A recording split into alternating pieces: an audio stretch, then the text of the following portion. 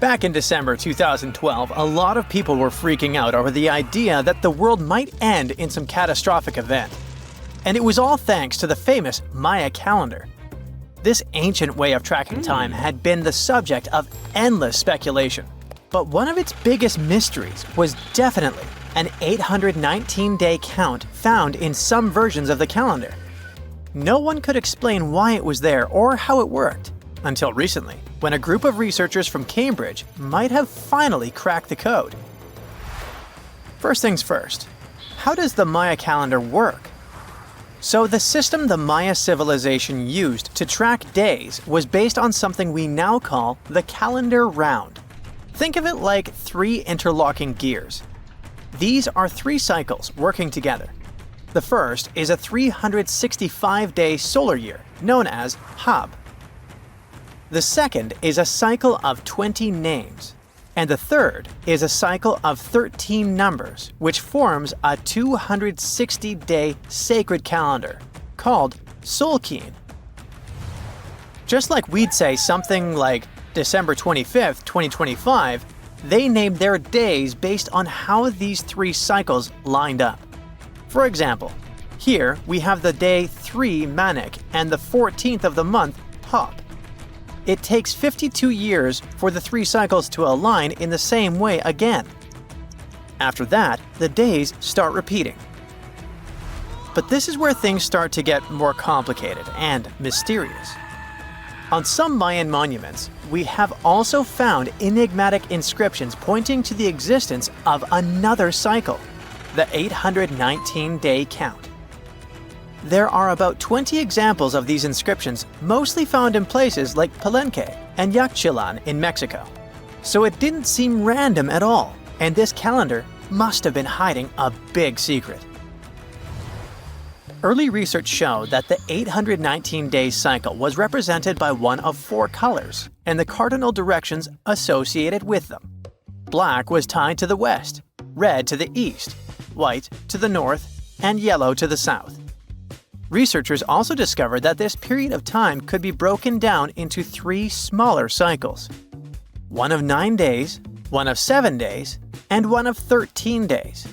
Multiply them together, and you'd get 819 days. Pretty cool, but why did they do that? This color scheme and the 3 cycles seemed like a basic level of interpretation, and experts were pretty sure its real purpose was still hidden from us. Another thing researchers noticed is that this strange count of days was mostly shown using a Y glyph, followed by a number. But in some cases, they also added a glyph representing Kawil. This was a powerful Maya deity, often associated with creation and lightning. He was usually symbolized by a torch coming out of his forehead, representing the spark of life. But in the 90s, a study suggested that when Kawil's inscription showed smoke and fire coming from his forehead, it could actually represent the planets Jupiter or Saturn, or maybe even both. Wait, that means that the 819 days count could be linked to both planets in some way. From there, research focused on figuring out what that link might be. The first conclusion is that this calendar might have helped the Maya track the movements of those planets in some way. Then they started noticing something interesting. These cycles could be specifically tied to the synodic periods of Jupiter and Saturn. By synodic periods, we mean the time it takes for a celestial body, like a planet, to return to the same or nearly the same position as seen from Earth. While this possibility was pretty exciting, something didn't quite add up. Each planet moves very differently, and trying to fit multiple planets into an 819-day span just didn't seem to work. In other words, this 4-part color-coded calendar system was simply too short to align perfectly with the synodic periods of the visible planets. So it looks like we're back to square one. This mystery had people scratching their heads for ages, until 2023, when specialists realized they might have been looking at it all wrong. Researchers actually needed to shift their perspective Instead of seeing this system as 819 days, they needed to consider the number as representing timelines. And this period of time could be just a small part of a much, much bigger calendar. You see, as we said earlier, this cycle seemed to track the period when a planet became visible to people on Earth. To prove that these 819 cycles were timelines, not actual days, researchers needed a planet that could serve as a starting point to back up their theory. In this case, it was Mercury. And there's a pretty simple reason for that. Mercury's synodic period is 117 days, which fits perfectly into the calendar count. I mean, if you take 1819 and divide by 117, you get the number 7. So, Mercury is the only visible planet whose synodic cycle fits neatly into this period as whole numbers. Perfect. Now they had a solid starting point. From there, they needed to expand the calendar by increasing its length to 20 periods of 819 days. Suddenly, a pattern emerges. And just like that, all the synodic cycles of the planets fit perfectly into the system. For example, Saturn's synodic period from 378 days lines up perfectly after 6 819-day cycles. Venus aligns every 5 cycles. Jupiter every 19 cycles. And Mars, which takes the longest, needs 20 cycles. In other words, it takes about 45 years for Mars to align with the synodic periods of all visible planets. So, this is how researchers determined that the ancient civilization wasn't referring to days, but rather to timelines. The Maya astronomers came up with this count as part of a larger calendar system of 20 periods. But then a question comes up. Why was studying the synodic period so important to the Maya? Well, we don't have super specific answers about this mysterious calendar yet. But what we can say for sure is that the Maya truly believed in the powerful influence of the cosmos on daily life. So maybe they wanted to analyze how the movements of all the visible planets lined up with their other calendars. Of course, this system is just one part of the Maya's amazing and advanced understanding of astrology. And it wasn't just about using astrological cycles for planting and harvesting. They also had crazy specific knowledge, like how to predict solar eclipses.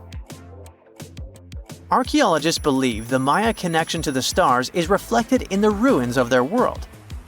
Take the famous pyramid in the ancient city of Chichen Itza, located in Mexico's Yucatan Peninsula.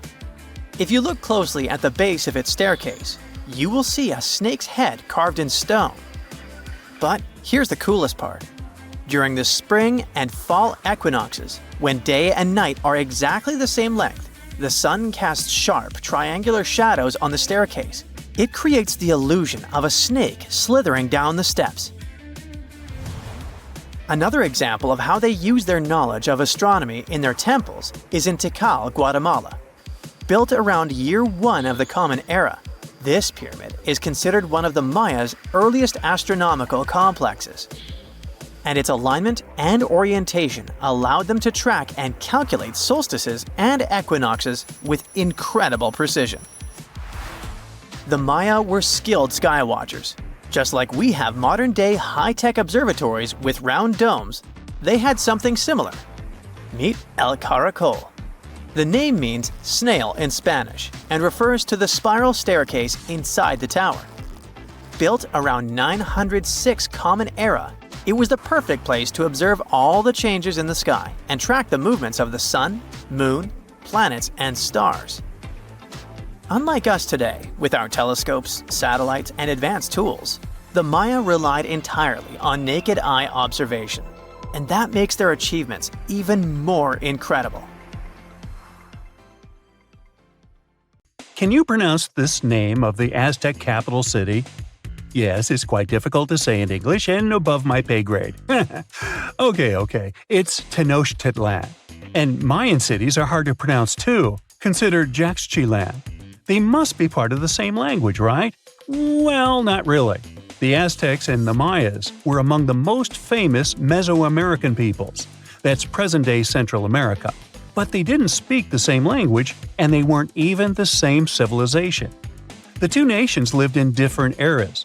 The Aztecs dominated the region from the 14th to the 16th century. Back in Europe, this was near the end of the Middle Ages. The Mayas came before the Aztecs. Historians believe they started building city-states in the 3rd century. Their peak lasted until the 10th century. Now, this doesn't mean that the Mayas and the Aztecs didn't have contact with each other.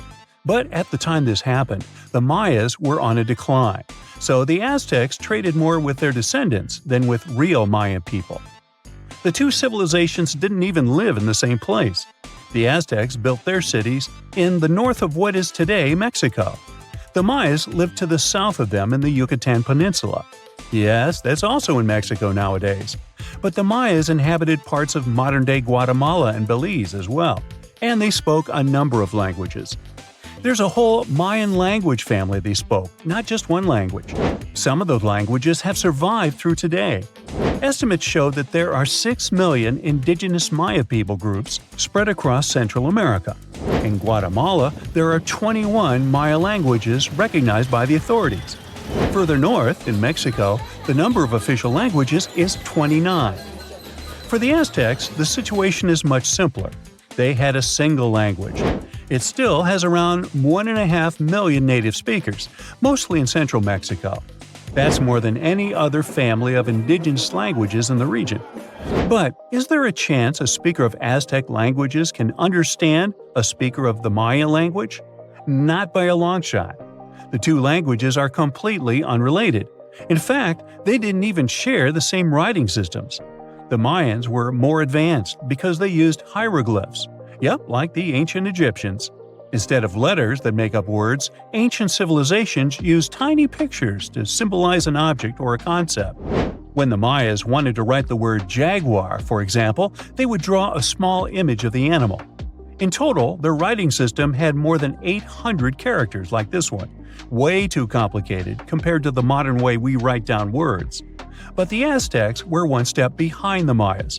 They used pictograms and ideograms.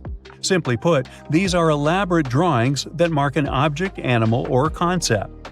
Compared to Mayan hieroglyphs, they aren't simple symbols anyone can draw, but true masterpieces of visual art. Only highly skilled painters could draw them. I don't say write because, technically, the Aztecs didn't have a writing system. So you could say that the Mayas were more advanced when it came to language. After all, they had the only known fully developed language in the Americas before the arrival of Europeans.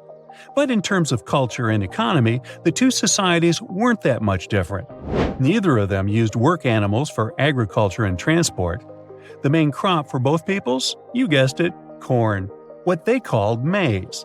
Christopher Columbus was the first to transport corn back to the old continent in 1493.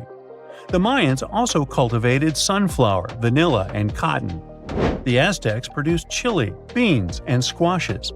When it comes to meat, the Aztecs were happy to catch fish and shrimp. The Mayans penned turkey, just like we do with chicken today. The Aztec society consisted of nobles and commoners, all led by an emperor.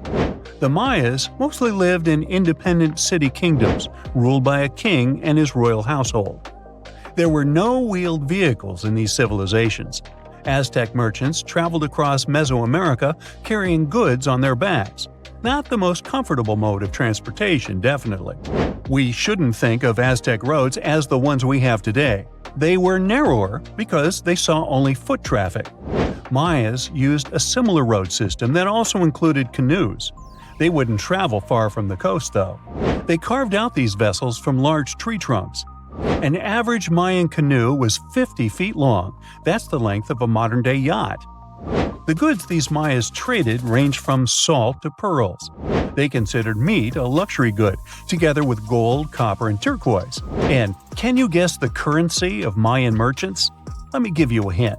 It wasn't metal and paper like it is today, but cocoa beans. They had a fixed market price, which made them the ideal payment option. The situation in modern societies is not much different. Around 2/3 of all countries have pegged their currency to the US dollar. For Mesoamericans, cocoa beans were their green banknotes. The Aztecs used the same exact currency, but with a twist. They had something called axe money. One axe was worth 8,000 cacao seeds. I bet their exchange offices were fun places to work. When it comes to minerals, jade was highly esteemed in both cultures.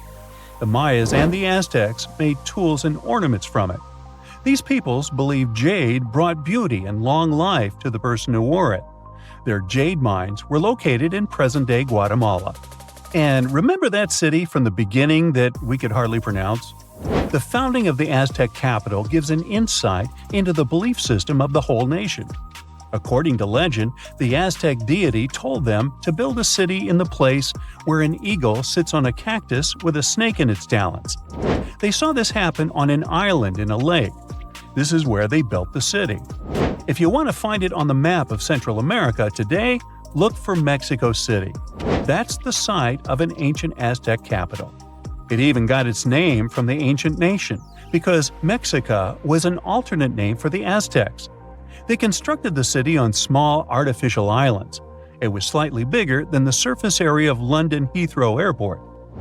The Mayas didn't have a capital city as we know it today. Their civilization spanned across 40 cities. These settlements had a population of 5 to 50,000 inhabitants. Today, these sites could be classified in terms of size as small American towns. But the total number of Mayan cities is not final. Archaeologists keep discovering new ones deep in the jungle of the Yucatan Peninsula. Quite recently, researchers unearthed a new site in the southeast of Mexico. They found a number of stone columns and named the city after the Mayan word for it. Back in the day, the city was part of the central Maya lowlands. Today, this region is covered with thick jungle. The Maya abandoned their settlements in this area around the 8th and the 9th century. Historians still cannot agree on why this happened. Some claim overpopulation was the main issue. Others argue the trade routes collapsed, so Mayan cities couldn't flourish anymore. Whatever the case, northern Mayan cities lived on. The descendants of these peoples were there when the Europeans stumbled upon them several centuries later. The Aztecs were also present in today's Mexico at this time, but contact with a foreign culture didn't bring them much good. There was an outbreak of smallpox that sealed the Aztecs' fate. This doesn't mean that this American nation left the world stage forever, though. Every time we say words like avocado, chili, guacamole, chocolate, and coyote, we are actually reviving the Aztec language. These words are present in pretty much every language on the planet. Mayan words also entered modern English. Linguists argue that the word shark actually comes from a Mayan language. This is the word these ancient Mesoamerican people used for fish. Both ancient civilizations left behind pyramids, and they look very similar in style. The only hint that can help you differentiate between them is that there are way more Mayan ruins that still exist today. Finally, regarding maize, or corn as we call it, there's a story among the Maya descendants that their process of harvesting corn back then was called amazing. Get it? Maize? Corn? Okay, I made that up. You're not surprised, are you? So, imagine you're 15 and you get bored of playing video games. Instead, to pass the time, you decide to give some attention to an old hobby of yours, tracking down lost Mayan cities. You've heard that some ancient civilizations are said to have built entire cities based on constellations, so you decide to check out whether that was true for the Mayans. You find a book containing all the constellations the Mayan civilization believed to exist. You open good old Google Maps and map every ancient Mayan city discovered to date. You start seeing that this information actually matches. And truly, the biggest ancient Mayan cities correspond to the brightest and biggest stars of the Mayan constellations. Okay, this is getting interesting. You manage to map out over 100 ancient cities when you suddenly notice something strange. There's an area in the Yucatan Peninsula in Mexico where archaeologists have unearthed 2 Mayan cities. But on the constellation map, there are 3 stars. Could this mean there is a long-lost city waiting to be discovered nearby? You might think this sounds too daydreaming, but the story is actually true. The previous account happened to a Canadian teenager named William Gaddery. The boy is known as a science genius and had even won an award for the constellation theory we presented just now. When he noticed that a third city was missing from the 23rd constellation he was examining, he began to scour the internet for satellite pictures that could help him solve this mystery. He looked into images from NASA, JAXA, a Japan-based satellite company, and Google Earth. These images were still insufficient to answer his questions, so he reached out to a friend inside the Canadian Space Agency. His friend provided him with state-of-the-art satellite imagery that gave him the answer he was looking for. According to the images, there is a large square area right on the border of Mexico and Belize, which looks like the remains of a city. William took the images to a remote sensing expert known as Dr. Armand Laroque from the University of New Brunswick. They studied the images thoroughly and concluded that the area could be housing 30 buildings and even a large pyramid. The scientific and archaeological community went crazy with the 15-year-old's discovery. Could this really be true? Some background. Lost Mayan cities began to be unearthed in the mid-20th century. Since then, ruins from cities such as Tikal, Palenque, and Uxmal have been rediscovered. The Mayans were one of the biggest pre-Columbian civilizations living in the Americas. They began to settle in the area as early as 1500 BCE. Experts believe that, at its height, the Mayan civilization consisted of over 40 cities with a population of millions of people. That's a crowd. And their cities were pretty interesting. Their civilization spanned over Mexico's Yucatan Peninsula, Guatemala, and Belize. They survived mainly on agriculture, so they developed a complex irrigation system in most of their cities. They built a series of ceremonial buildings, pyramids, plazas, and even courts for ball games. The Mayans were keen pyramid builders, but they also developed an advanced astronomical system. With whatever ancient technology they had, they were able to predict the exact location of planets, such as Venus and Mars, and they were able to predict the exact dates of eclipses. That's why the methodology William used to discover this long-lost Mayan city was unusual, but not completely surreal. The Mayans were keen astronomers, so it wouldn't be too strange that they built their major architectural feats in relation to the sky, would it? And they wouldn't be the first ones to be doing so.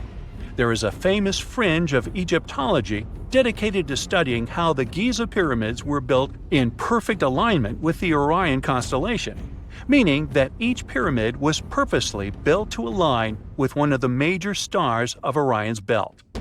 According to William, he first had the idea to look at the Mayan constellations because he couldn't understand why the Mayans built their cities where they built them. Most major cities, such as Chichen Itza and Uxmal, aren't near any rivers or significant bodies of water. Instead, they're built on marginal lands and on top of mountains, which confused the 15-year-old. His next thought was that it might have something to do with astronomy. William named the new city he discovered Mouth of Fire, which is also my nickname, and he even won a merit award for his hard work. However, his theory was very much contested inside the archaeological community, and many Mayan experts worked to debunk William's findings. Some archaeologists say that constellation theories are too unscientific. Anthony Aveni, a renowned anthropologist and astronomer, referred to William's methodology as an act of creative imagination. He explained that there is no way to be sure what the Mayan constellations really were. It's all just hypothetical. Another debunking of William's findings came from Mayanist David Stewart, who said that the object identified on the satellite imagery is nothing but an old cornfield. His claim was supported by an expedition that took place near the area in 2021, when the archaeologists present reported there was nothing at all in this area. Still, a 15-year-old boy almost found a long-lost Mayan city, which is pretty exciting if you ask me. Similar techniques as those used by William are actually being used to unearth lost civilizations all over the world. According to space archaeologist Sarah Parquet, satellite imagery has been a key player in discovering ancient cities in Egypt and other places. Sarah herself spends most of her days scouring images for any sign of where there could have been cities long ago. What happens, she says, is that any time you have something buried, it's going to be covered either by vegetation, soil or sand, or some other modern construction on top of it. In order to assess whether there is something hidden under large canopies of vegetation or not, she uses infrared technology, for instance. A major recent discovery in Brazil was done in a similar way. Satellite imagery detected a network of trenches dating back to 200 to 1200 CE. These suggest settlements that could have supported around 60,000 people. But in this case, the satellite imagery did indeed correspond to what was on the ground. Researchers from the University of Florida found several mounds that were accompanied by ditches and geoglyphs. Archaeologists also found remnants of carefully designed walls, centered around plazas, much like the type of construction done by the ancient Mayans. Advances in satellite tech have also shed new light on long-discovered ancient Mayan cities, such as Tikal. Located in the heart of the Guatemalan jungle, Tikal is believed to have been the capital of the ancient Mayan Empire. At its height, it was comparable in importance to cities such as London or New York in today's world. It was composed of a series of complex monuments, many of them believed to have been the resting places of kings and chiefs. Tikal is already known to have been big, but recent discoveries show it could have been even 3 times larger than what scientists originally believed. The main discovery revolves around a fortification on the outskirts of the city, indicating how far the original city stretched. And new discoveries still take place. In 2017, researchers also unearthed new clues regarding the potential causes of the decline of the Mayan civilization. Using data from a Sidon seawall located 62 miles southwest of Tikal, scientists analyzed radiocarbon data from ceramics and archaeological excavations to extract new information about the sudden demise of this great civilization. The information shows that, instead of a sudden collapse, the Mayans most likely collapsed in waves of social instability and political crises. These events are believed to have deteriorated Mayan city centers and began causing the dispersion of the Mayan population. Wow, it seems like it's a prime time to uncover ancient ruins. What do you say? Will you give it a try as well? You are lost deep within the jungle in the Yucatan Peninsula in Mexico. There are strange noises all around you, and to make it worse, the sun is setting. Soon, you'll be alone in the middle of an unknown rainforest. Guess it was a pretty bad idea to come looking for El Dorado on your own, wasn't it? You keep walking as fast as you can, when suddenly, wait! What's this you're seeing? It looks like large stairways made out of stone. This definitely doesn't look natural, so you take a picture. Maybe you didn't strike gold, but you might have just found something relevant. Congratulations! You found Acaltun, a long-lost Mayan city, hidden 37 miles into the jungle. The name literally translates to stone column. Stone was probably in at the time, so these guys used a lot of it to build their pyramids, houses, and even ball courts. If you ever thought that Europeans invented ball games, think twice. Mayans loved to play ball games for recreational purposes. Acaltun is part of a series of other long-lost Mayan cities that are being discovered with the help of new technology nowadays. We'll talk more about the other ones in a jiffy. Perhaps the biggest surprise of this one is that it was surrounded by wetlands, which is why the city was built on high ground. The city was monumental, covering an area of over 120 acres. That would be as big as 90 football fields right next to each other. Scientists have found proof that Acaltun had pyramids of up to 49 feet high, and that it was likely an important social hub between 250 and 1000 CE. This is definitely a game changer. But lost Mayan cities began to be unearthed in the 19th century. Modern technologies, such as LiDAR imaging, help archaeologists see through dense canopies of the forests. This means that people don't really have to risk getting lost in the tropical jungle like you did at the beginning of this video. LiDAR works sort of like an X-ray. It sends out laser beams that can detect any signs of ruins or ancient constructions. According to space archaeologist Sarah Parchak, Satellite imagery has been a key player in discovering ancient cities in South America, Egypt, and other places. Sarah herself spends most of her days scouring images for any signs of where there could have been cities long ago. She says that more often than not, what happens is that ruins are covered by vegetation, soil, or sand, which makes them super tricky to find. But thanks to these awesome tools, scientists also made the huge discovery of ancient Mayan causeways, which spread throughout old Mayan territories. I mean, take a look at these roadways. You'd expect to see ruins like this in places such as Portugal, England, or the United States. I'm talking about 130 feet wide roads painted white to help travelers journey through the nighttime. Scientists recently unearthed a 110-mile network of roads such as these, and they think this dates back to before the first registered Mayan highways we've known so far. These roadways, which sometimes ran over the swampy ground and were even elevated at times, are being called the world's first superhighways. Even if there is no registry of animal-powered vehicles, it's believed that the Maya used them to travel around a network of possible 964 settlements. They were built like a huge spiderweb, and from what archaeologists have gathered, this huge system of roads worked to connect a big system of economic and social interactions between Mayan cities. This completely debunks the traditional idea that the Mayan preclassic period, which dates back to 2000 BCE, was made of small, tribal settlements.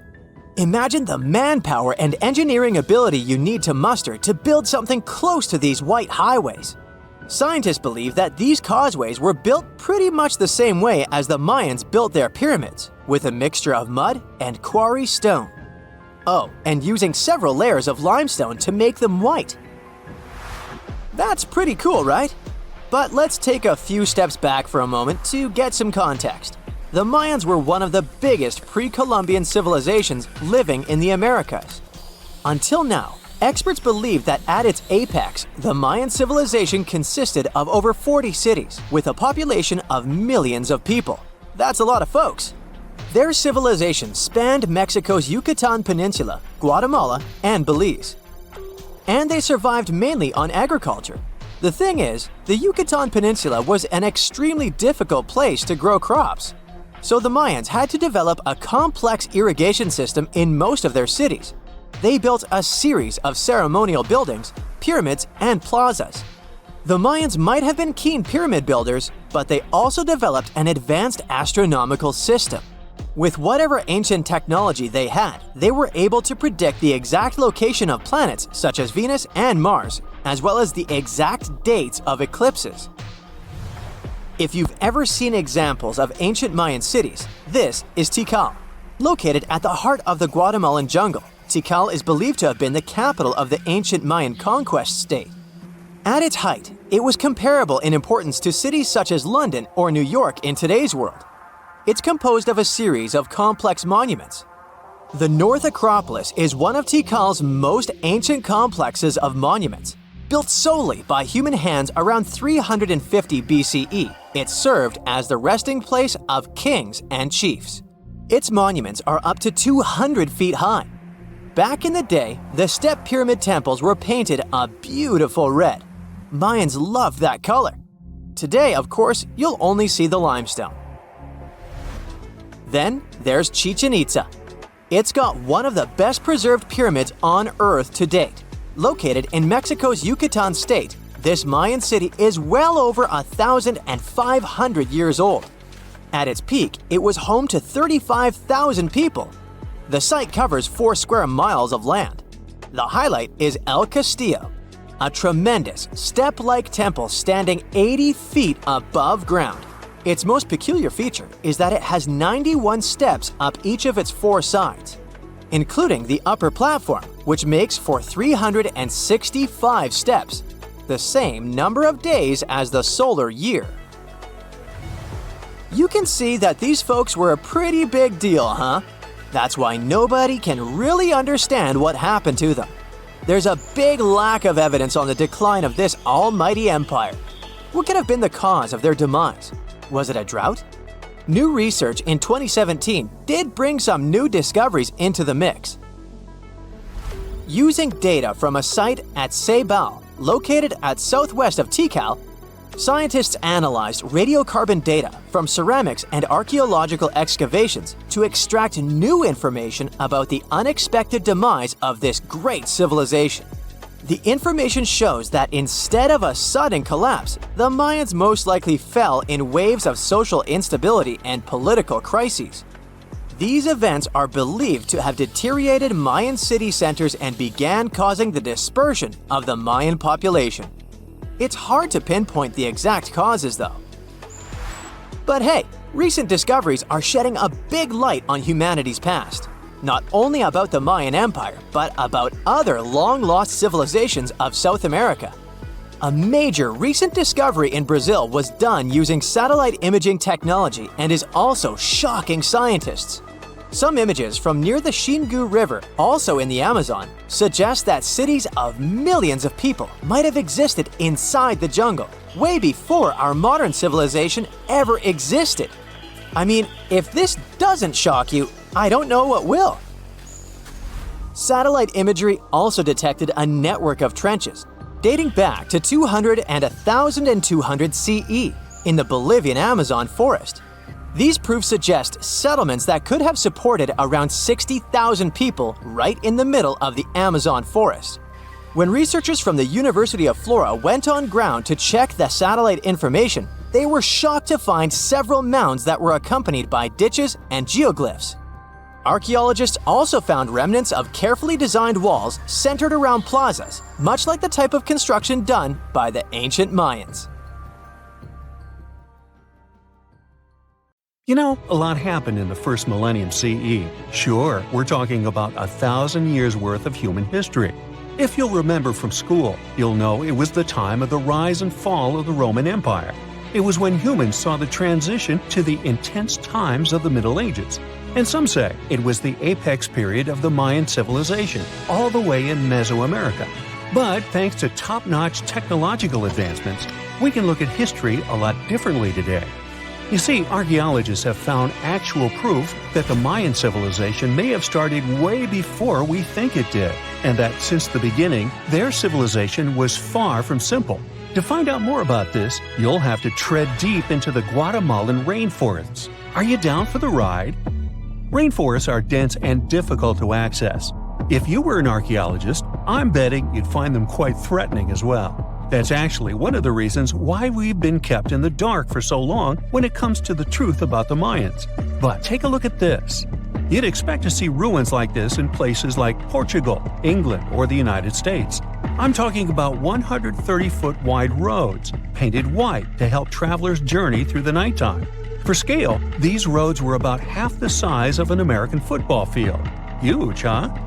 Scientists recently unearthed a 110-mile network of roads such as these, and they think this dates back to before the first registered Mayan ruins we've known so far. These roadways, which sometimes ran over swampy ground and were even elevated at times, are being called the world's first superhighways. Even if there is no registry of animal-powered vehicles, it's believed that the Maya used them to travel around a network of possibly 964 settlements. They were built like a huge spider web, and from what archaeologists have gathered, they worked as an implied system of economic and social interactions. This completely debunks the traditional idea that the Mayan preclassic period, which dates back to 1000 to 350 BCE, was made of small tribal settlements. Imagine the manpower and engineering ability you need to muster to build something close to these white highways. Scientists believe that these causeways were built pretty much the same way as the Mayans built their pyramids. Oh, and if you're wondering about these gigantic pieces of architecture, don't worry, we'll talk about them in a bit. Now, so far, scientists believe that the roads were built with a mixture of mud and quarry stone. Oh, and using several layers of limestone, of course. Researchers were only able to find all of this out because of a new technology called LiDAR imaging. Do you know how we've used sonar technology to map out the ocean bed? Well, this is very similar to that.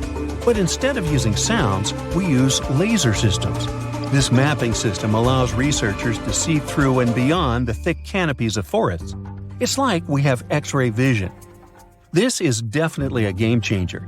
But lost Mayan cities began to be unearthed in the mid-20th century, and since then, ruins from cities such as Tikal, Palenque, and Uxmal have been rediscovered. But let's take a few steps back for a moment to get some context. The Mayans were one of the biggest pre-Columbian civilizations living in the Americas. Until now, experts believe that, at its apex, the Mayan civilization consisted of over 40 cities with a population of millions of people. That's a lot of folks. Their civilization spanned Mexico's Yucatan Peninsula, Guatemala, and Belize, and they survived mainly on agriculture. The thing is, the Yucatan Peninsula was an extremely difficult place to grow crops. So the Maya had to develop a complex irrigation system in most of their cities. They built a series of ceremonial buildings, pyramids, plazas, and even courts for playing ball. The Mayans might have been keen pyramid builders, but they also developed an advanced astronomical system. With whatever ancient technology they had, they were able to predict the exact location of planets, such as Venus and Mars, as well as the exact dates of eclipses. Now, let's take a look at some of their sites. This is Tikal. Located at the heart of the Guatemalan jungle, Tikal is believed to have been the capital of the ancient Mayan Empire. At its height, it was comparable in importance to such cities as London or New York in today's world. It is composed of a series of complex monuments. In total, the site has 12,000 buildings. The North Acropolis is Tikal's most ancient complex of monuments. Built solely by human hands around 350 BCE, it served as the resting place of kings and chiefs.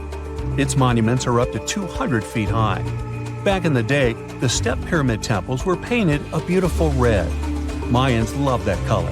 Today, of course, you'll only see the limestone. We've said that the Mayans spread out through different countries, so it shouldn't come as a surprise that Chichen Itza is a 10-hour drive from Tikal today. There's no feud between the two, they were just different city centers, like New York and LA. It's got one of the best preserved pyramids on Earth to date. Located in Mexico's Yucatan state, this Mayan city is well over 1,500 years old. At its peak, it was home to 35,000 people. The site covers 4 square miles of land. The highlight is El Castilla, a tremendous step-like temple standing 80 feet above ground. Its most peculiar feature is that it has 91 steps up each of its 4 sides, including the upper platform, which makes for 365 steps. The same number of days as the solar year. Makes you go, Behold, the lost city of Palenque. Another important Maya city is believed to have hosted over 6,000 people at its peak. Archaeologists have made some unusual discoveries on this site. The most eccentric of them all makes us think of Indiana Jones and the Tomb Raider. One of the buildings in Palenque is believed to be the final resting place of the Red Queen of Palenque. She was believed to be the grandmother of the last Mayan king. In her honor, a huge monument was built to keep her body after her passing. The discovery of the tomb itself was already thrilling. Archaeologists found an ancient monument when digging at the site back in 1994. The first they saw was a room with a hidden door. Once they opened the door, they discovered an 8-foot-long corridor. At the end of this corridor was the queen's chamber, and inside was the mummy of the queen herself.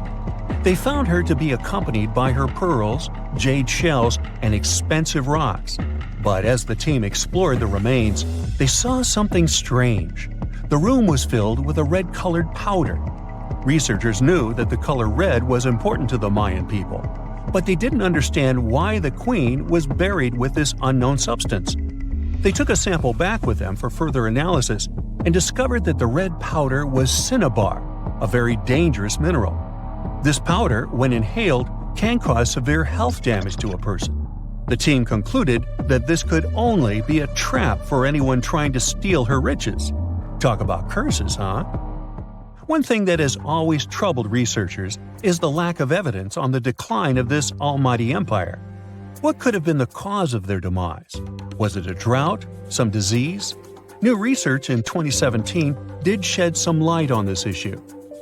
Using data from a site called Ciabal, located southwest of Tikal, Scientists analyzed radiocarbon data from ceramics and archaeological excavations to extract new information about the unexpected passing of this great civilization. The information shows that instead of a sudden collapse, the Mayans most likely fell in waves of social instability and political crises. These events are believed to have deteriorated Mayan city centers and began causing the dispersion of the Mayan population. So, what's your take on the end of this story? The first photograph was taken in 1826. Yeah, there I am, way in the background. I'm waving. From then on, we've had countless images taken all over the world. Back in the day, if you really wanted your portrait taken, you needed a painter to help you with it. You would have had to stand still for long periods of time, making sure the light was just right. And let's face it, those portraits weren't really as exact. Maybe you'd have asked for your eyes to be a bit brighter, or your lips a bit podier. When it comes to famous people in ancient history, there's not much we can do in terms of photography. It's simple, there aren't any pictures or famous ancient people. We can try to imagine what they look like based on their paintings or on texts written about them by highly regarded scholars. Fortunately, more and more as years go by, this lack of knowledge will become a thing of the past. Enter forensic facial reconstruction. With the help of this amazing science branch, we can now have a better understanding of what ancient celebrities look like. But how are scientists able to do that, you might ask? Go ahead, ask. Turns out that a person's skull can tell a lot about their appearance. Everything from the brow bone to the distance between the eye sockets can showcase a realistic profile. Even the nasal chamber or the shape of one's chin can influence how your face will end up looking like. It's like the skull is a blueprint for the face. Using these bones, artists and forensic anthropologists can work together to reconstruct your appearance through the magic of forensic facial reconstruction. It's like real-life detective work, but with more clay and less drama. Now, I guess you're thinking, how correct can these reconstructions really be? Well, the finished product may not reflect all the details, sure. You can't tell a person's eye color or skin tone just by studying the skull. Facial hair is equally hard to tell, and if you have plump cheeks that make you look so cute, your skull will never tell the secret. But even with those limitations, facial reconstruction can still show us what someone in history may have looked like. The process itself is pretty cool. A trained sculptor works with a forensic anthropologist to figure out the skeletal features and build up the facial traits using clay. Anthropologists have to consider things like age, gender, ancestry, and any injuries or tooth loss. Scientists can also do such tasks digitally these days with the help of computers and design software. With all these amazing scientific advancements in mind, did you hear the latest news about King Tut's family tree? Well, apparently his possible father, an ancient Egyptian pharaoh, just got a new face makeover. And let me tell you, he's looking regal and serene due to some digital reconstruction magic. But even though this is the most correct representation of him so far, we still don't know for sure who he really is. This fellow was found in 1907 in the Valley of the Kings, just a few feet away from King Tut's tomb. Scientists have been studying him for over a century and think he might be Akhenaten, King Tut's daddy, and a very important Egyptian ruler for that matter. Still, some experts remain skeptical and say we need more evidence to confirm his true identity. The reconstruction of this ancient pharaoh's face was a months-long project by a group of brilliant scientists in Sicily. They even brought in a 3D forensic artist from Brazil to help out. The new model is different from earlier ones because they wanted to focus on his facial features and not get distracted by his hair, jewelry, or other bling. On the same note, make way for this latest fashion icon. No, it's not some famous model. It's a hunter-gatherer woman who lived in Sweden 7,000 years ago. And boy, is she fierce-looking in her new reconstruction. She's rocking a feather cape, a slate necklace, and a belt made from 130 animal teeth. Talk about being fashion-forward or backward. Plus, her dark skin is painted with white patterns, making her look like a true work of art. But don't be fooled by her stunning appearance. This woman was more than just a pretty face. She was buried upright in a location dating back to 5500 BCE to 4600 BCE, and her rich jewelry tells us that she was important in her local community. Thanks to the work of an archaeologist and sculptor, we can now see what this ancient woman looked like. They used a CT scan of her skull to piece together her face muscle by muscle, creating a unique expression. It's like making eye contact with the past. While we may never know for sure what her role was in her community, her intricate surroundings suggest that she held a special place for her people. Now, Ötzi, the 5,300-year-old mummy from the Alps, also got a new makeover thanks to this amazing technology.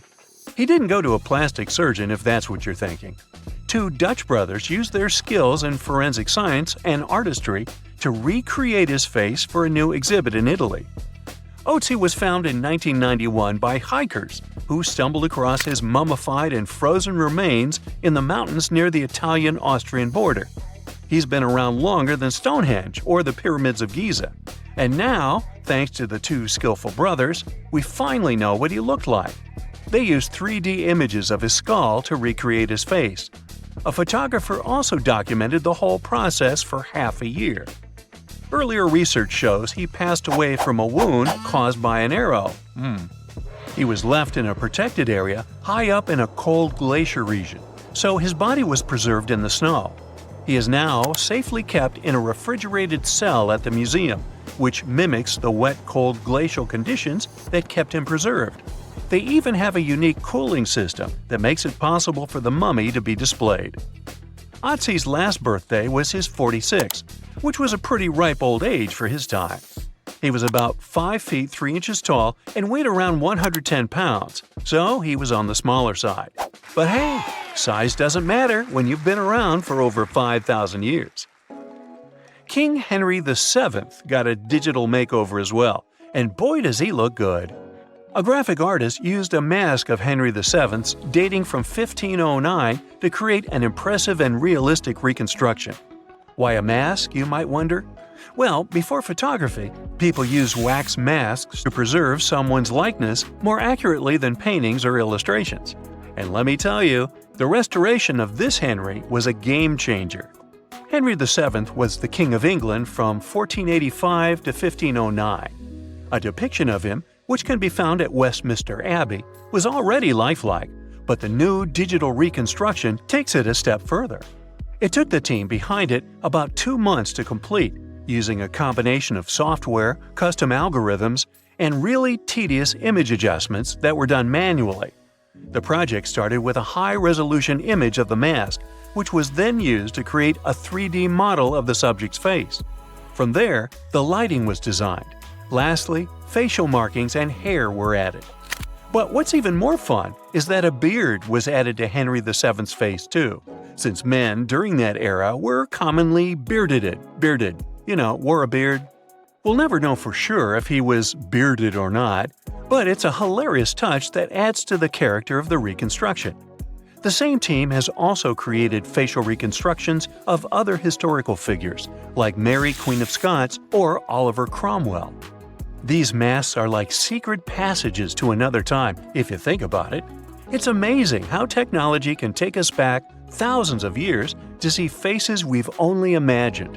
And who knows, maybe in a few hundred years, someone will recreate our faces from a selfie we took. Can you tell me what date it is today? Piece of cake. You just look at your smartphone and voila, you immediately know the day, month, and year. But was it always this easy to tell the date? Did the ancient people even have the concept of a year that lasts 365 days? Yes and no. Mayan calendars had cycles. That's close to what we call a year. But the Mayan cycle was much longer, 819 days. And this is where the mystery begins. 819 days compared to what? When does this calendar begin, and when does it end? Scientists were asking themselves this question for decades. They discovered and deciphered the Mayan calendar during the 1940s. Recently, 2 American scientists, John Linden and Victoria Bricker, came forward with a solution. So, what did they do differently from their predecessors? The duo deciphered the code by broadening their thinking. They expanded the calendar from 819 days to full 45 years. That's 20 times longer than the original cycle. And a pattern started to emerge. This was a major breakthrough because the Maya told time in a complicated way. You can forget about the easy-to-read Arabic numerals we have today. These ancient people used glyphs. These are tiny images that represent characters, something like the icons on your desktop or universal symbols. When you see a little dot with 3 curved lines above it, you know there is a Wi-Fi network available. The Mayan calendar used glyphs that represented animals or natural phenomena. For example, there were symbols for a jaguar and an eagle. Each glyph marked one day. Each cycle is repeated 4 times, 8 and 19 x 4. Let's call these 4 cycles blocks. The Mayas colored each block differently. Scientists thought these colors corresponded to the 4 cardinal directions. Red was east, white, north. West was black, and finally, yellow marked south. But then the 1980s came. Yeah, this was a weird decade. The calculations were all wrong. Researchers determined that the colors were associated with the position of the sun in the sky. It turned out that the color yellow represented the highest point of the sun, which is called a zenith. White was the lowest point, called the nadir. It seems that the calendar showed just how good the ancient Mayas were at astronomy. This is most evident at Chichen Itza. This principal Mayan city is located on the Yucatan Peninsula, Mexico. There stands an impressive step pyramid. It is dedicated to the feathered serpent deity, and its alignment is perfect. Something marvelous happens here twice a year, during the equinoxes, March and September. These are the times when the sun shines directly over the equator. On these 2 dates, the day and night last the same. At the site of the pyramid, sunlight first illuminates the sculpture of the serpent head at the base of the structure. Then it makes its way up the 91 steps. This creates the illusion that a snake is slithering down the pyramid. Even today, people gather to witness the sight. And it must have been more impressive when the Mayas completed the structure 1050-1300 CE. Do you know what a synodic period is? Neither do I. But Mayan astronomers did. A synodic period is the time that passes before a stellar body does a full lap.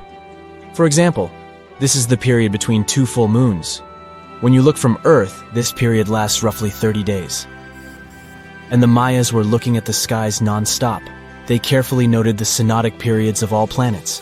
From Venus to Saturn, these ancient astronomers kept records of nearly all celestial bodies. But what does this have to do with their calendar? The American researchers' calculations revealed the link. Let's take the planet closest to the Sun as an example, Mercury. Its synodic period is 117 days. Multiply that by 7 and you get which number? Exactly 8 to 19, 117 x 7 equals sign 819. Coincidence? Definitely not. Because synodic periods of other planets also neatly match the magical figure 819. But this is not visible from a single Mayan cycle. Scientists had to expand it several times to discover the pattern. There is a reason why no one could decipher the code for so long. They were focused on a single planet. The trick was to add the Mayan calculation for all the planets. Researchers just needed to see the bigger picture. This brings us to the year 2012. Can you remember that some people thought that the world would end on December 21st? That turned out to be a bust. We are alive and well now. But what started this false rumor? The Mayan calendar, of course. You see, these ancient people based their calendar on long periods of all the planets. That included a lot of complicated math and a lot of multiplying. This 2012 was simply the time when their cycle ended. It is known as the long count. This period is the same as our year. For the Mayas, 2012 was something like the 31st of December for us. Just an end of a cycle in which they measured time, so there was no need to panic. Those New Year's Eve parties might be a bit wild, but the world doesn't end on January 1st. The Mayas stretched more than their calendar. Rubber was the name of the game. Yes, you've heard it correctly. These ancient people were making different grades of rubber 3,000 years before one famous American did, Charles Goodyear. They would extract natural latex from the rubber tree. This is a milky substance that can be turned into rubber. And they weren't the only ones. Scientists found evidence that their neighbors, the Aztecs and the Olmecs, did the same.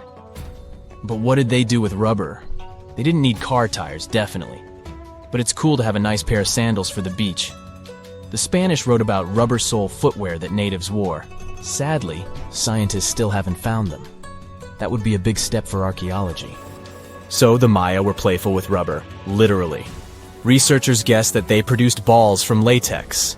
These were bouncy and ranged in size from a softball to a soccer ball.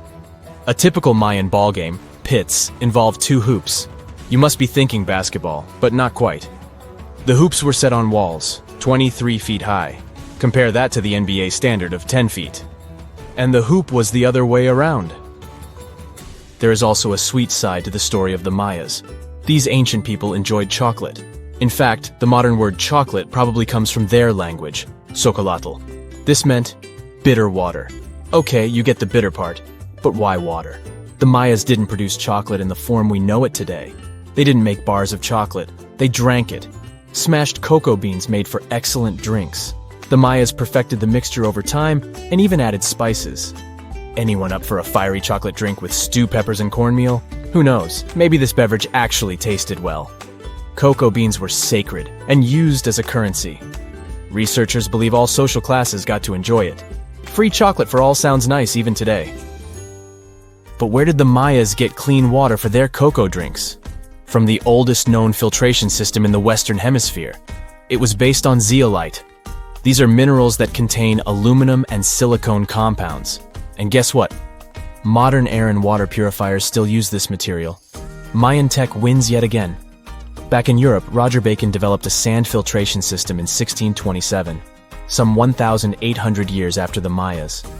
But what about regions without rivers, lakes, or springs? Mayan engineers had it all figured out. Rainwater. They would carve out large reservoirs in the limestone bedrock. Then, they would coat these underground caves with a layer of a watertight material. The final step was to make small channels that collected water from the hills above. Scientists estimated that just one of these reservoirs could hold on average 10,000 gallons of rainwater, enough to fill 55 modern hot tubs. The story goes that 2 Mayan twin boys loved to play ball. Sure, they were really good at it, but they also made a lot of noise when playing. The lords of the underworld soon became bothered by the sound and summoned the 2 boys to the underworld, a place the Mayans called Xibalba. As soon as the boys reached their gloomy destination, the lords of the underworld began putting them through a series of tests. Soon enough, the inexperienced twin boys failed the tests and lost their lives. But this was not in vain. This sad event resulted in the appearance of a beautiful fruit tree. Soon enough, a young woman saw a beautiful fruit on this tree and reached up to pick it. Legend has it that soon after that, she gave birth to another set of twin boys named Hunahpu and Xibalba. Just like their ancestors, these twins were great ball players, but they were equally as loud, and the lords of the underworld became annoyed again. They decided to ask this pair of twins to come to play a game in the underworld, hoping to get rid of them too. When the twins arrived, the lords sent them through a number of frightening places. The first one was the House of Gloom, which was very dark. They then passed through the House of Knives, where they had to avoid getting injured. The twins then built a fire in the House of Cold, so that they didn't freeze, and ran through the House of Jaguars, where they tricked the animals into not eating them. Finally, they entered the House of Bats, where they seemed to have lost their luck. One of the bats managed to run off with Hunahpu's head. The lords then challenged the twins to play ball with them, but the boys were clearly at a disadvantage. Xibalba placed a turtle on Hunahpu's shoulders to make up for his lost head, and they began playing. As the lords became distracted by an animal near the court, Xibalba stole his brother's head and placed it back in its place. Much to the annoyance of the lords, the twins were now able to tie the game. Hunahpu and Xibalba continued to perform a series of tricks for the lords of the underworld. One of them involved Xibalba injuring Hunahpu and then bringing him back to life. The lords were so impressed by the twins' performance that they asked them to do the same trick on them. Of course, the twins agreed, but after performing their trick on some of the lords, they refused to revive them. Seeing what had happened, the lords of the underworld admitted defeat and begged for their lives, promising not to intervene in the lives of people ever again. Hunahpu and Xibalaqui were happy to have avenged their ancestors and gained the respect of the lords. Legend has it that the lords of heaven were so impressed by the twins that they took them to live in the sky by turning them into the moon and the sun. The Maya civilization was one of the most dominant indigenous societies in history, and their folklore and traditions are still discovered and studied today. They used to live in a territory called Mesoamerica. It was made up of modern-day Mexico and parts of Central America like Guatemala, Belize, Honduras, Yucatan Peninsula, and El Salvador. They lived from 1800 to 900 BCE and up to 900 to 1500 CE. Apart from their impressive legends, the Maya were very skilled inventors. They're known for their calendars, writing systems, farming methods, and sports. Their writing, for example, was found preserved on buildings and stone monuments, as well as in rare books and pottery. It's a system made out of more than 800 hieroglyphics in various combinations. Each of those signs was said to represent a syllable. Their writing system was deciphered by accident by Tatiana Proskorakov, an American woman who initially studied to be an architect. Since she didn't find a job in her field, she eventually became a Mayanist in her own right, despite not being academically trained. She was the first to notice that the Mayan upended frog glyph meant birth, and that their toothache glyph meant the date when the king ascended to the throne. It made it easier for scientists to pinpoint birthdays, as well as the names of the rulers of a specific Mayan dynasty. They also invented the concept of zero, which is seen as one of the greatest innovations in mathematics, physics, and human history altogether. Sure, even back then, people understood the idea of having nothing, but the concept of zero as a number is a relatively new invention. A fun fact about Mayans is that they really liked hats. The bigger your hat was, the more important you looked. Not only was it a sort of fashion statement, but it also made them look taller, which was a big deal for their aesthetic. The Mayans also came up with one of the most intricate and complex calendars in human history. It was the first to use zero as a placeholder. Their calendar ended on December 21st, 2012, which led some people to believe that it translated to the end of the world. Obviously, that was not the case. It just so happened that the date coincided with the end of a Mayan cycle of years. But you know, as advanced in science and astronomy as they were, they did make some mistakes. One of them was their belief that the world was flat. Their theory was that the four corners of the world were watched by the brother lords, who kept the sky from falling over their lands. Hats off for their menus, though, as they were well-known chocolate eaters. They turned eating chocolate into a form of art. The drink they made wasn't really like the hot chocolate we enjoy today, though. The recipe included mixing cacao with water, honey, chili pepper, cornmeal, and other ingredients to make a foamy, spicy drink. The ritual of drinking cacao was a crucial part of their celebrations. We're not done discovering all the amazing parts of their architecture and civilization. It was only a few years ago that a Maya pyramid was found at Tonina, in the Mexican state of Chiapas. It was estimated to be more than 1,000 years old.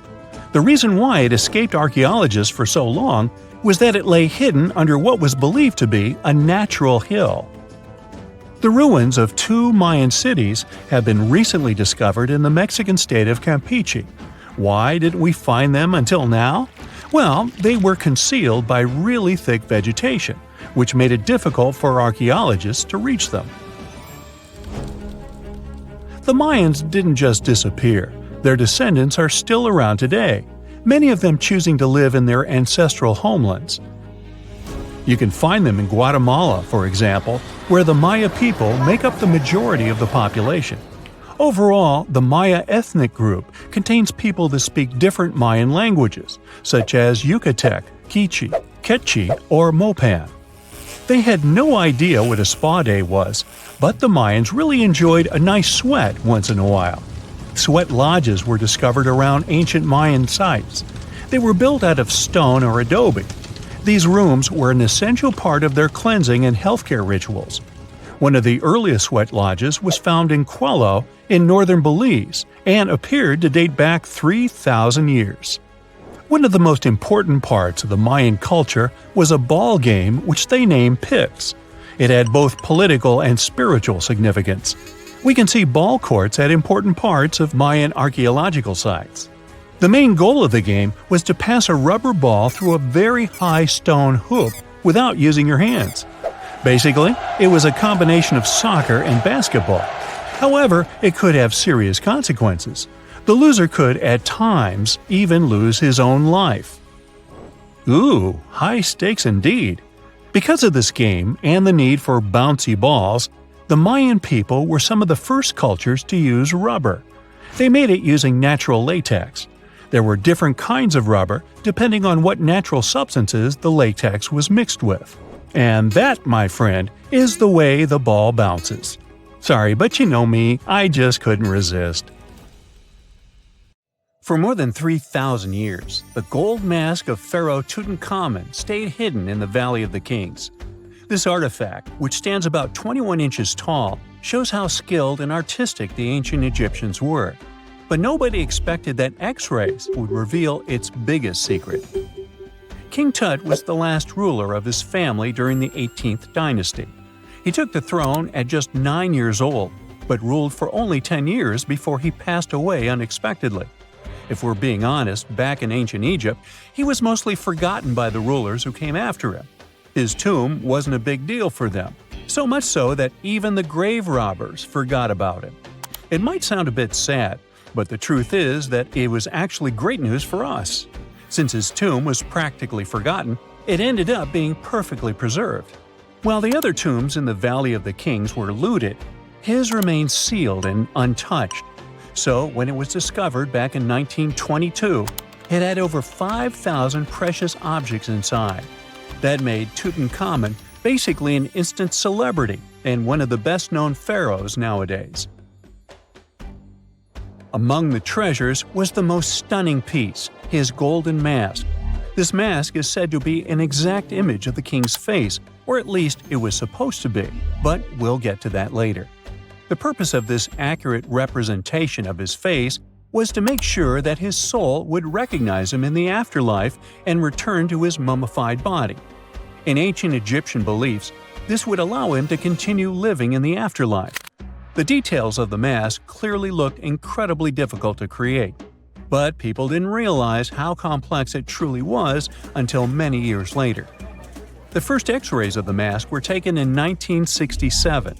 Back then, the main reason for these scans was practical – conservation.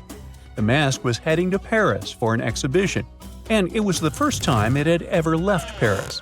This would help them keep track of any changes during the exhibit. Plus, the images could give clues about how the mask was made. But back then, they probably didn't fully realize just how complex its construction was. I mean, Egyptian goldsmiths didn't use modern soldering techniques.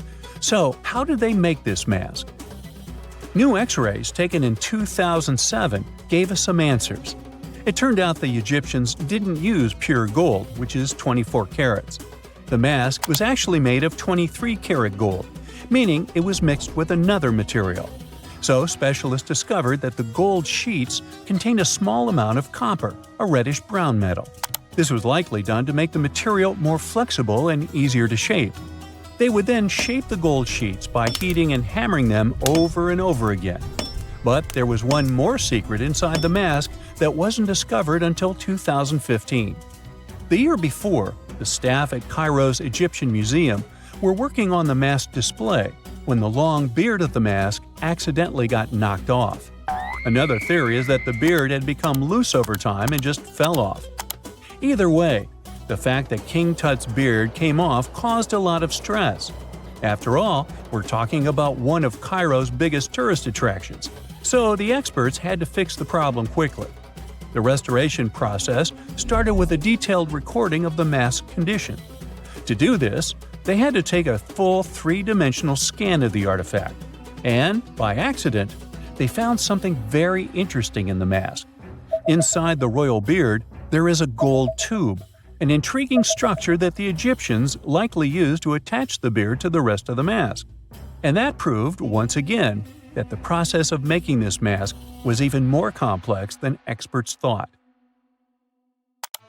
But the mysteries don't stop there. Remember how we mentioned that the mask was thought to perfectly represent King Tutankhamun's face? Well, that might not be entirely true. Some popular theories suggest the mask was never meant for him and was actually made for someone else. A study published in 2015 suggested the mask was originally made for a female pharaoh, his supposed stepmother, the famous and beautiful Egyptian queen Nefertiti. The biggest clue comes from an inscription on the mask. At first glance, it seemed to belong to Tutankhamun. But after a close examination, researchers noted that something else was actually written underneath King Tut's name. The royal name stamp seems to have been altered, and originally it had something written on it that translates to Queen Nefertiti. There is another feature of King Tut's golden mask that was overlooked for years, which adds even more mystery. As we mentioned earlier, experts believe he wasn't respected much by the pharaohs who came after him. And one of the clues that made archaeologists think this is the pierced ears on the mask. Some researchers believe that King Tutankhamun wouldn't have worn earrings after he was a kid. So, according to their theory, by the time he passed away at 18, he shouldn't have been represented with pierced ears. This could also support the idea that the mask originally belonged to Nefertiti, or maybe to someone who wasn't even connected to King Tut. But the mask isn't the only source of mystery. In fact, his whole tomb is full of puzzles. Recently, historians found a sign that the place where King Tut was supposed to be buried was changed at the last minute. For years, experts wonder why a pharaoh who ruled for 9 years ended up in such a simple tomb. When compared to the grandeur of other pharaohs' tombs, his tomb seemed, well, a bit plain. The idea that a king like Tutankhamun would have such an unremarkable resting place just doesn't match up with the power and importance he must have had in ancient Egypt. So, what happened? Well, apparently, this might have something to do with his successor, Pharaoh I. After King Tutankhamun passed away, researchers believe that I made sure to erase him from Egypt's history. So, one theory suggests that he was probably behind the quick decision to place King Tut's body in a smaller, less impressive tomb. When experts looked at I's own tomb, they found something interesting. There is a large wall covered in painted baboons. This is the same type of artwork found in Tutankhamun's tomb. It seems like the same person might have chosen the artwork for both tombs. Now, the design and decoration of the two tombs are almost identical, suggesting there was a shared hand behind both. But there is one key difference. I's tomb is fit for a king. It's much bigger and more impressive, even though the style and artwork are similar to what you see in Tutankhamun's tomb. So the theory suggests that I decided what went into both tombs. Since Tut passed away unexpectedly at a young age, his grand tomb wasn't finished in time.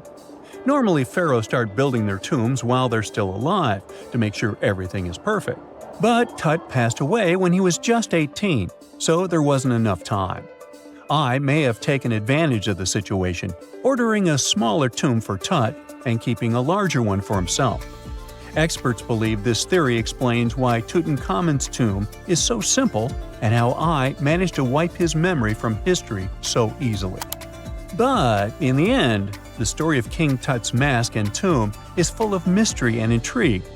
Each new discovery sheds more light on what really happened all those years ago. But one thing is for sure, the secrets of ancient Egypt still have much to reveal, and King Tutankhamun will continue to fascinate people for years to come.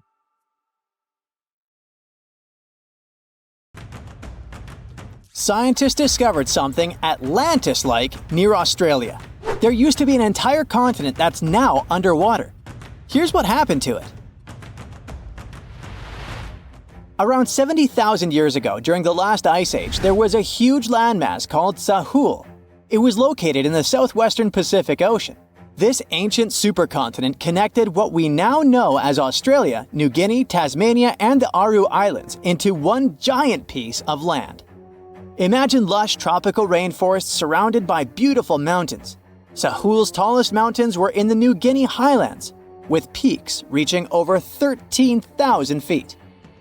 This beautiful place was home to a variety of unique animals, most of which were pouched creatures. But back then, they weren't just koalas and kangaroos. Sahul was filled with different types of grazers, burrowers, scavengers, and predators.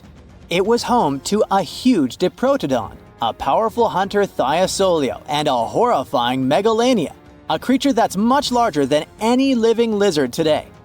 It was a unique place because the rest of the world was filled with placental animals at the time, like wolves, elephants, and humans. In Sahul, the only normal mammals were bats and rodents. But not all its parts were the same. The Timor, Arafura, and Carpentaria regions were covered by hot savanna and dry forests. It looked kinda like modern Australia, hot air deserts with scrubland, steppe, and temperate forests along the eastern coast. Back then, people were migrating all across the world. They made an incredible journey from Southeast Asia to Sahul and first arrived here from 60 to 45,000 years ago. They mostly traveled by foot and crossed the sea using bamboo rafts and simple boats. They came there from an ancient landmass called Sunda, which includes parts of Southeast Asia. They traveled across a series of islands known as Wallachia and eventually spread across Sahul. And it wasn't a small journey. Sahul was huge, around 4.1 million square miles. That's bigger than the USA or Canada. It stretched from the equator to around the southern part of New Zealand. So they arrived in what is now Australia and became Australia's first people. Scientists think that Sahul had a population of 500,000. We've discovered cave paintings that date back around 40,000 years. It's a hunting scene depicting an anoa, or miniature buffalo, facing figures of humans and animals. Researchers are trying to figure out how these early settlers moved across Sahul and where we might find archaeological evidence of their journey. To do this, they created a landscape evolution model. The simulation showed how Sahul changed between 75,000 and 35,000 years ago. It showed potential migration routes and archaeological sites. Humans likely traveled along coastlines and rivers. But how did Sahul get submerged off the coast of Australia, similar to the mythical Atlantis? During the last ice age, much of the Earth's water was locked up in large ice sheets and glaciers. The sea levels were much lower than they are today. After that, the global temperatures increased. The ice sheets melted and the sea levels rose, flooding the land bridges that once connected different parts of Sahul together. About 8,000 years ago, New Guinea separated from mainland Australia, and then, about 6,000 years ago, Tasmania did the same. We still can explore the underwater parts of Sahul thanks to new technology. Divers explore and collect samples directly from the ocean floor. Underwater drones can go to places that are too deep or dangerous for humans to explore. And with sonar mapping, scientists use sound waves to create maps of the ocean floor. It's like using an echo to see what's underwater. The sound waves bounce off the seabed and come back, helping us create a picture of what it looks like. Deep underwater, archaeologists have found stone tools and other artifacts. They also discovered fossils of animals like Diprotodon and Thylasolio. By studying the underwater terrain of Sahul, they learned about the ancient rivers, lakes, and coastlines that existed during the Ice Age. But Sahul isn't the only underwater continent. Sahul isn't the only hidden gem of Southeast Asia. Take Sundaland, a place made up of Sumatra, Java, Borneo, and some other islands. This place was crazy huge during the Ice Age, but now almost fully underwater. Almost, but not entirely. The parts above the ocean are teeming with life. If you like birds, check this place out. It has almost a fifth of the world's bird species. You can spot colorful birds like the Java hawk eagle and the Bali starling among the lush forests. It's also a home to a fourth of Earth's fish species. Sundaland's waters are a haven for marine life, even the most exotic animals like the Asian arowanas. It's also a treasure trove of flowers. That's where you can find Rafflesia and Titan arum, the world's largest flowers. This makes it very similar to Zealandia. Zealandia is a long, narrow piece of land about half the size of Australia. It broke from Antarctica about 100 million years ago. Just like Sundaland, it isn't fully underwater. 7% of it stayed above sea level. This sticking out little piece is what we now call New Zealand, along with Stewart Island and some smaller islands. These pieces of Zealandia are lush and warm. They're packed with volcanoes, mountain ranges, beautiful natural geysers, and hot springs. Local people, Maori, use these hot springs for cooking. People place corn, eggs, and vegetables in baskets and lower them directly in the hot springs. Sometimes they cook food in a pit oven using heated rocks. Another hidden world is known as Argoland. This mysterious landmass was once part of Australia, back when dinosaurs chilled around. It drove scientists crazy for decades. They knew it existed because it left a huge stretch on the ancient seafloor, the Argo Abyssal Plain. About 155 million years ago, it broke off from Australia, saying bye-bye. The continent drifted somewhere north, and when it reached Southeast Asia, it just vanished. Scientists had no idea where it went, but recently they finally found its remains. Turns out, poor Argoland's lower parts started drowning into the Sunda Trench, a horrifyingly deep oceanic pit. The Earth's crust sunk into the mantle. Meanwhile, the upper parts of Argoland were pushed upward, grabbing the younger rocks on land. Because of this, Argoland broke apart into a bunch of smaller pieces. These pieces formed parts of Borneo, Java, Sulawesi, and other regions. The remains are buried under Indonesia and Myanmar.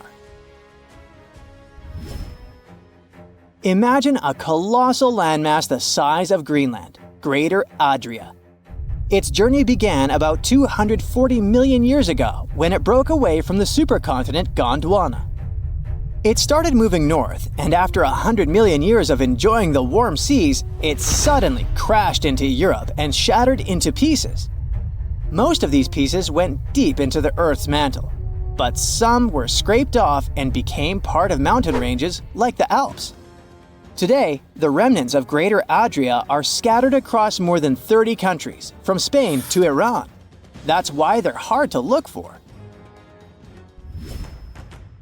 Seychelles was also once part of Gondwana. Yep, these idyllic islands are sitting atop of the ancient continent. We know a lot about it because of its fascinating granite outcrops. 100 years ago, Alfred Wegener discovered continental drift, but no one believed him. These granite outcrops helped him prove that he's not crazy and that tectonic plates really are moving. The Seychelles broke off from India and Madagascar and eventually became a sad loner in the Indian Ocean. This probably happened because of some insanely active volcanoes in the Deccan Traps. But now, the islands are home to unique species both on land and in the coral reefs nearby. Mauritius broke off from India after the dinosaur wiping. Along its journey, it stretched into a long ribbon-like shape and also broke into pieces. Now it's all scattered beneath the Indian Ocean. Scientists stumbled upon this lost land by studying tiny ancient crystals called zircons. These zircons are like time capsules. They date back an astonishing 660 million to 2 billion years. That's even older than Mauritius itself. These ancient crystals hinted that there's another Atlantis somewhere nearby. Turns out there are hidden continents all around the world, and maybe we'll discover more of them in the future. This just in, the world's oldest pyramid was built during the last ice age. And I'm not even talking about Egypt. I'm saying our ancestors might have spewed a 27,000-year-old pyramid in West Java. Gunung Padang is not exactly shouting pyramid. It's more of a mound with huge scattered stones tossed all over it. But local people seem to revere it, and they have for centuries. It wasn't until recently that the Indonesian authorities decided to excavate a bit deeper to see what all the fuss was about. They ended up finding the remains of a human settlement. It was rather unexpected, since the mound is pretty high up. This excavation could only prove there were humans in the area as far back as 45 BCE, which sounds reasonable. It was up to an Indonesian geologist named Donny Hillman to prove that Gunung Padang is the world's first pyramid. He used all sorts of new technology to support his claim. Our guy used carbon dating, which digs deep into the earth and takes whole chunks of soil. He found layers and layers of constructions, like he was digging up Rome and finding ancient buildings buried in the ground. His research proved that there had been caverns and even rooms down there, which could only mean one thing: humans. As for the rocks located up in the mound, they were most likely strategically placed by the people who lived there back in the day. They needed a place to meditate, so they arranged things in a harmonious way. Their smooth surfaces wouldn't be the result of years of erosion, but the works of great sculptures, the Michelangelos of their day, let's say. If this is all for real, then human civilizations began way before we think they did. Our ancestors, the Paleolithic humans, didn't have what it took to be considered a civilization, especially not the tools and knowledge to build pyramids. They needed a lot of masonry skills, which weren't all that available during the last ice age. His peers don't share this view, though. They could believe Hillman's theory if he had found evidence such as charcoal and bone fragments, but he didn't. Flint Dibble, another archaeologist, says that without concrete evidence of human activity, there's no proof of an actual pyramid. In this case, all the data proves is that the soil in the mound dates back to 27,000 years ago. He thinks the rocks on top of the mound just slipped down the hill, like rocks normally do. Only a complex society would have managed to build a stepped pyramid like they claim it was. But according to Bill Farley, an American archaeologist, there's just no reason to believe there were any settlements in Indonesia during the last ice age. Now, just so you know, the oldest known ancient society with this kind of knowledge is probably 11,000 years old and used to occupy the region of modern-day Turkey. Take a look, Turkey's Göbekli Tepe. It's also not a pyramid, but it's the oldest monolithic construction made by humans. Back in the Neolithic period, a lot of people settled there, and there are proofs for it. For example, the walls there are covered in ancient drawings of clothing and wild animals. Until recently, the title of the world's oldest pyramid went to a three-sided construction known as the Djoser Pyramid in Egypt. Djoser is located just a few miles south of the Giza complex in a town called Saqqara. It made its way to popular culture more than once. In the 18th century, it became a common feature in European paintings. Young men from the cultural elite did a grand tour around the world, and Saqqara was at the top of their list. It was also featured in the video game Assassin's Creed, with a digital representation way more accurate than many historical drawings of the thing. That was kind of a big deal in ancient Egypt, to build pyramids for kings to spend their afterlives. And if you thought the Khufu pyramid was the oldest one in the world, well, Djoser was built 70 years ahead of that time. The development of new technology has allowed archaeologists to make groundbreaking discoveries, and a new, or should I say ancient pyramid in South America might win the title in dispute. It turns out that pyramids were also pretty fashionable in the Americas in the old days. Among them are the iconic pyramids of Guatemala's Tikal temple complex, the same ones that appeared in Star Wars No. 4. But to find the oldest pyramid in the Americas, one would have to travel to Peru. Deep in the Peruvian desert, archaeologists stumbled upon a sprawling ancient metropolis known as Caral. At first, researchers believed that the settlement was pretty recent, since the site was way too complex for ancient technology to handle it. As we said, Caral is a desert town, like Las Vegas, but without all the hoopla. This means no easy access to water. And for cities like these to thrive, they need a considerable irrigation system, which leads us back to complex technologies. The Peruvians surprised us all with this new discovery. This site was huge, filled with an amphitheater, houses, and religious buildings. The whole thing probably sprawled through 370 acres. And when scientists went to test their initial hypothesis using radiocarbon dating, they found that the city probably sprung around 2027 BCE. On the site, archaeologists found 6 pyramids that could possibly predate the one in Saqqara. As far as they know, both civilizations coexisted in the same time period, in opposite parts of the world.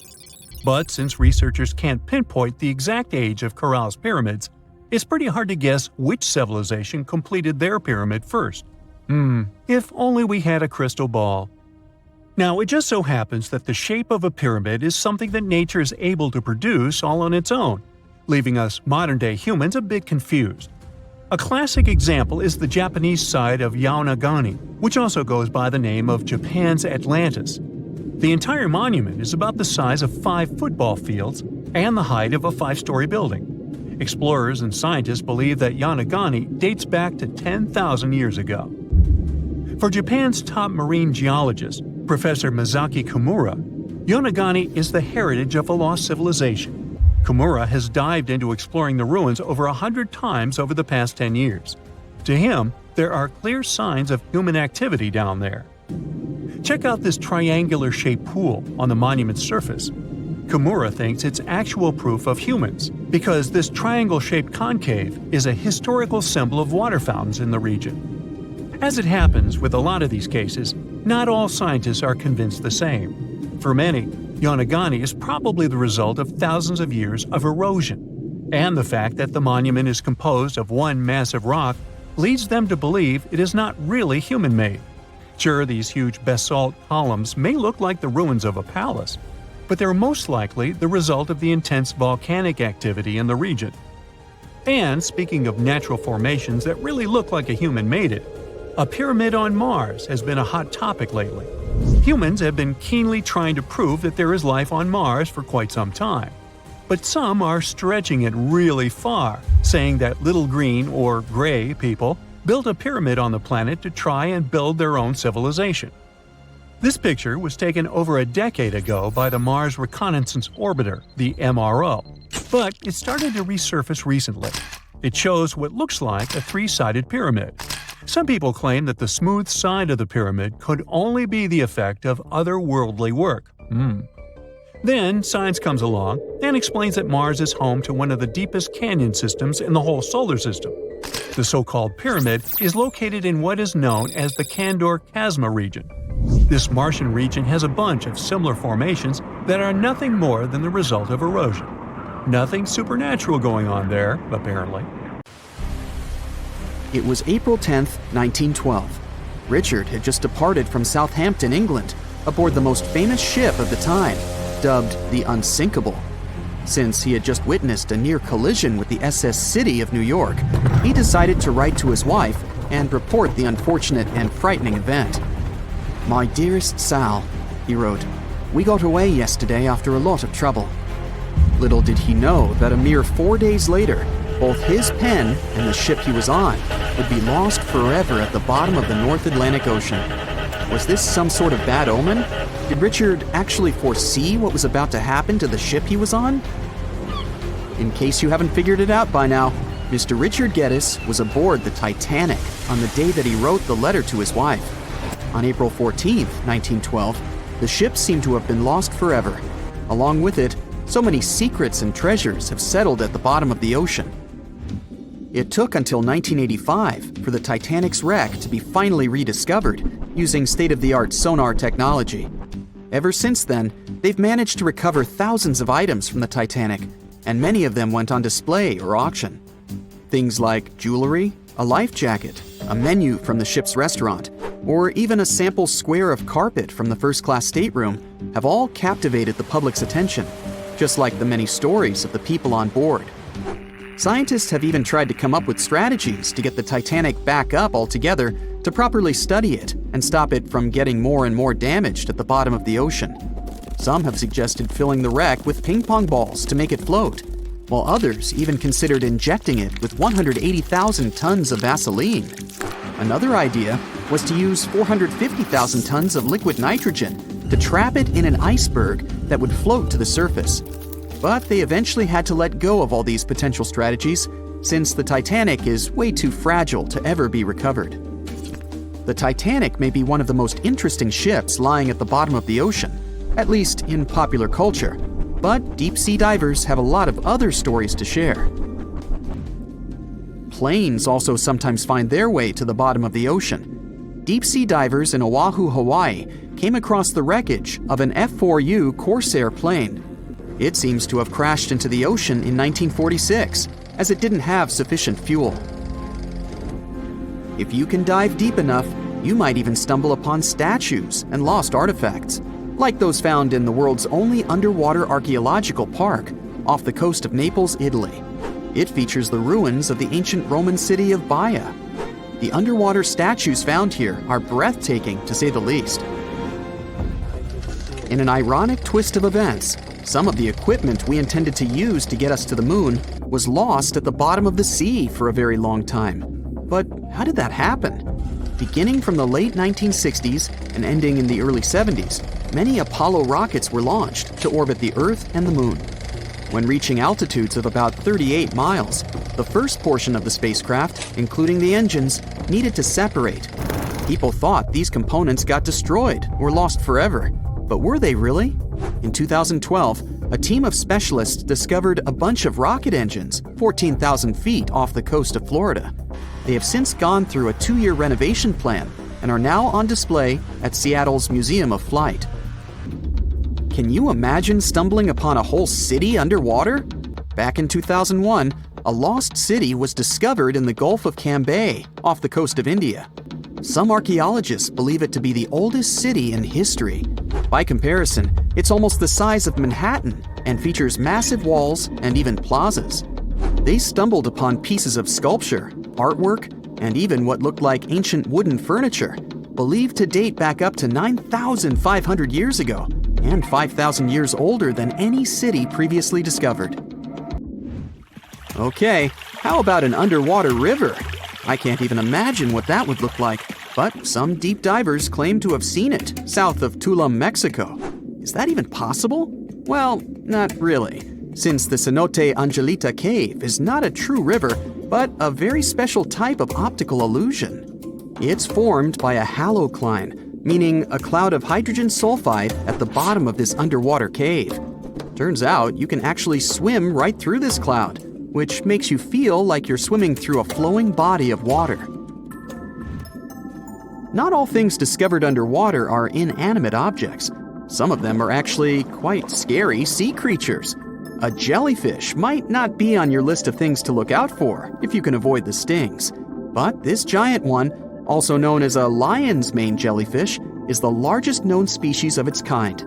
In all fairness, you'll only uncover it if you happen to dive into the waters of the Arctic, Northern Atlantic, and Northern Pacific Oceans. You surely won't miss it, since it stretches across 120 feet from the top to the bottom of its tentacles. When it comes to deep-sea diving, a lot of people are looking to discover some lost treasure. One diver was lucky enough to have hit the literal jackpot when he came upon nearly $1 million worth of treasure on the bottom of the seabed. That was back in 2015, when this lucky diver was swimming just off the coast of Florida. What did he find, you might ask? Well, about 51 gold coins, 40 feet of gold chain, and a rare single coin that was tailored for the King of Spain, Philip V. Speaking of people looking for lost treasures, divers also sometimes found pirate ships. They discovered one of these pirate shipwrecks in 2015 off the coast of Colombia. It dates back to the 18th century. The value of this forgotten ship was estimated to be between $4 billion and $17 billion, as it contained treasures, precious stones, gold, and countless other really valuable items.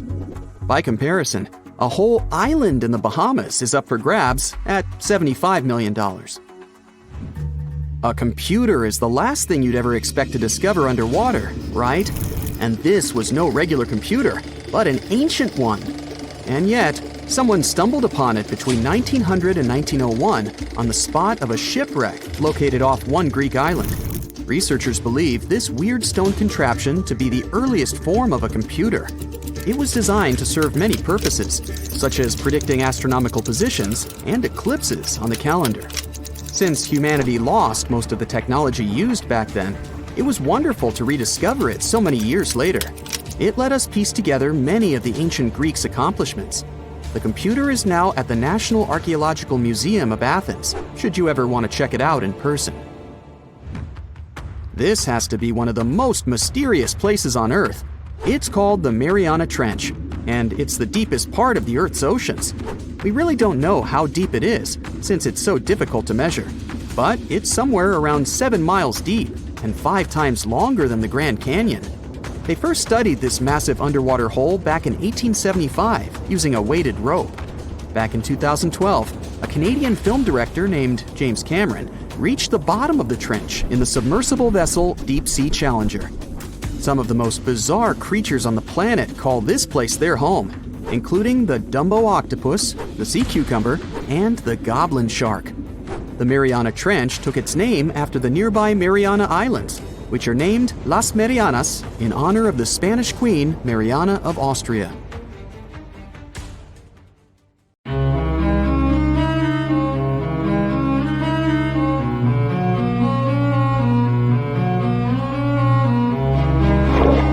Question for you. Do you think Atlantis could be real? It remains as one of history's greatest mysteries. The legend began with Plato all the way back in ancient Greece. The tale of a civilization that formed and prospered before our own. Atlantis was supposedly a highly technological society, much like the Mayans.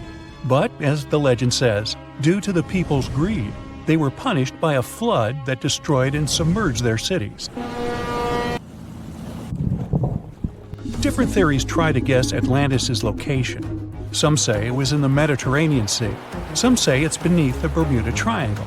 But, as science has shown us, Atlantis may be only an allegory for humankind. Today, you'll discover several amazing underwater cities that you have never heard of.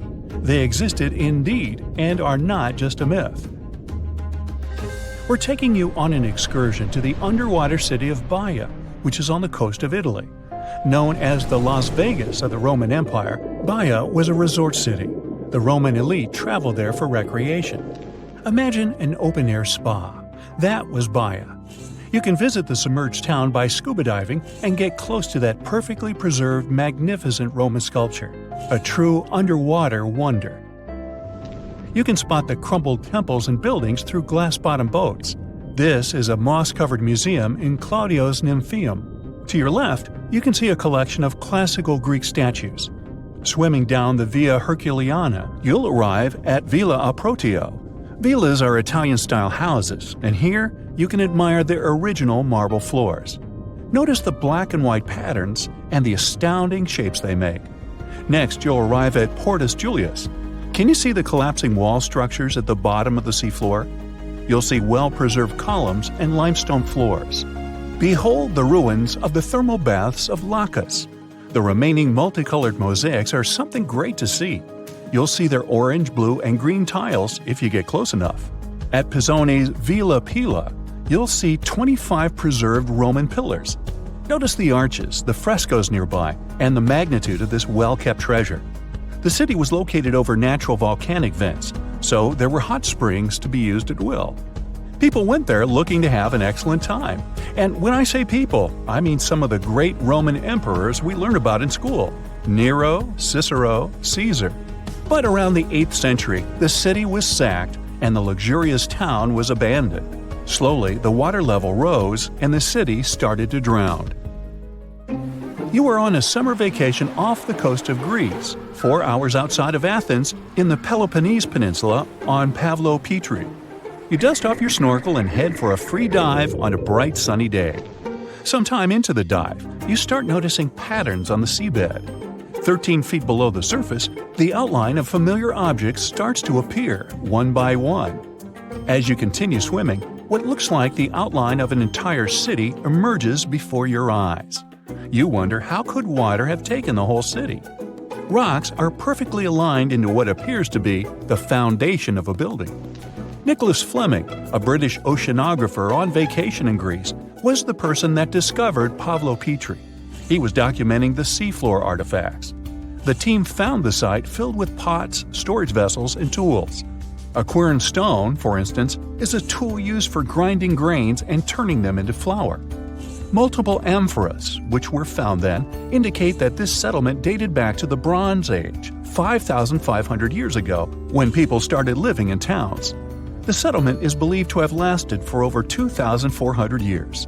Pavlopetri is considered today the oldest submerged town yet found, and it's impressive that it wasn't a simple village.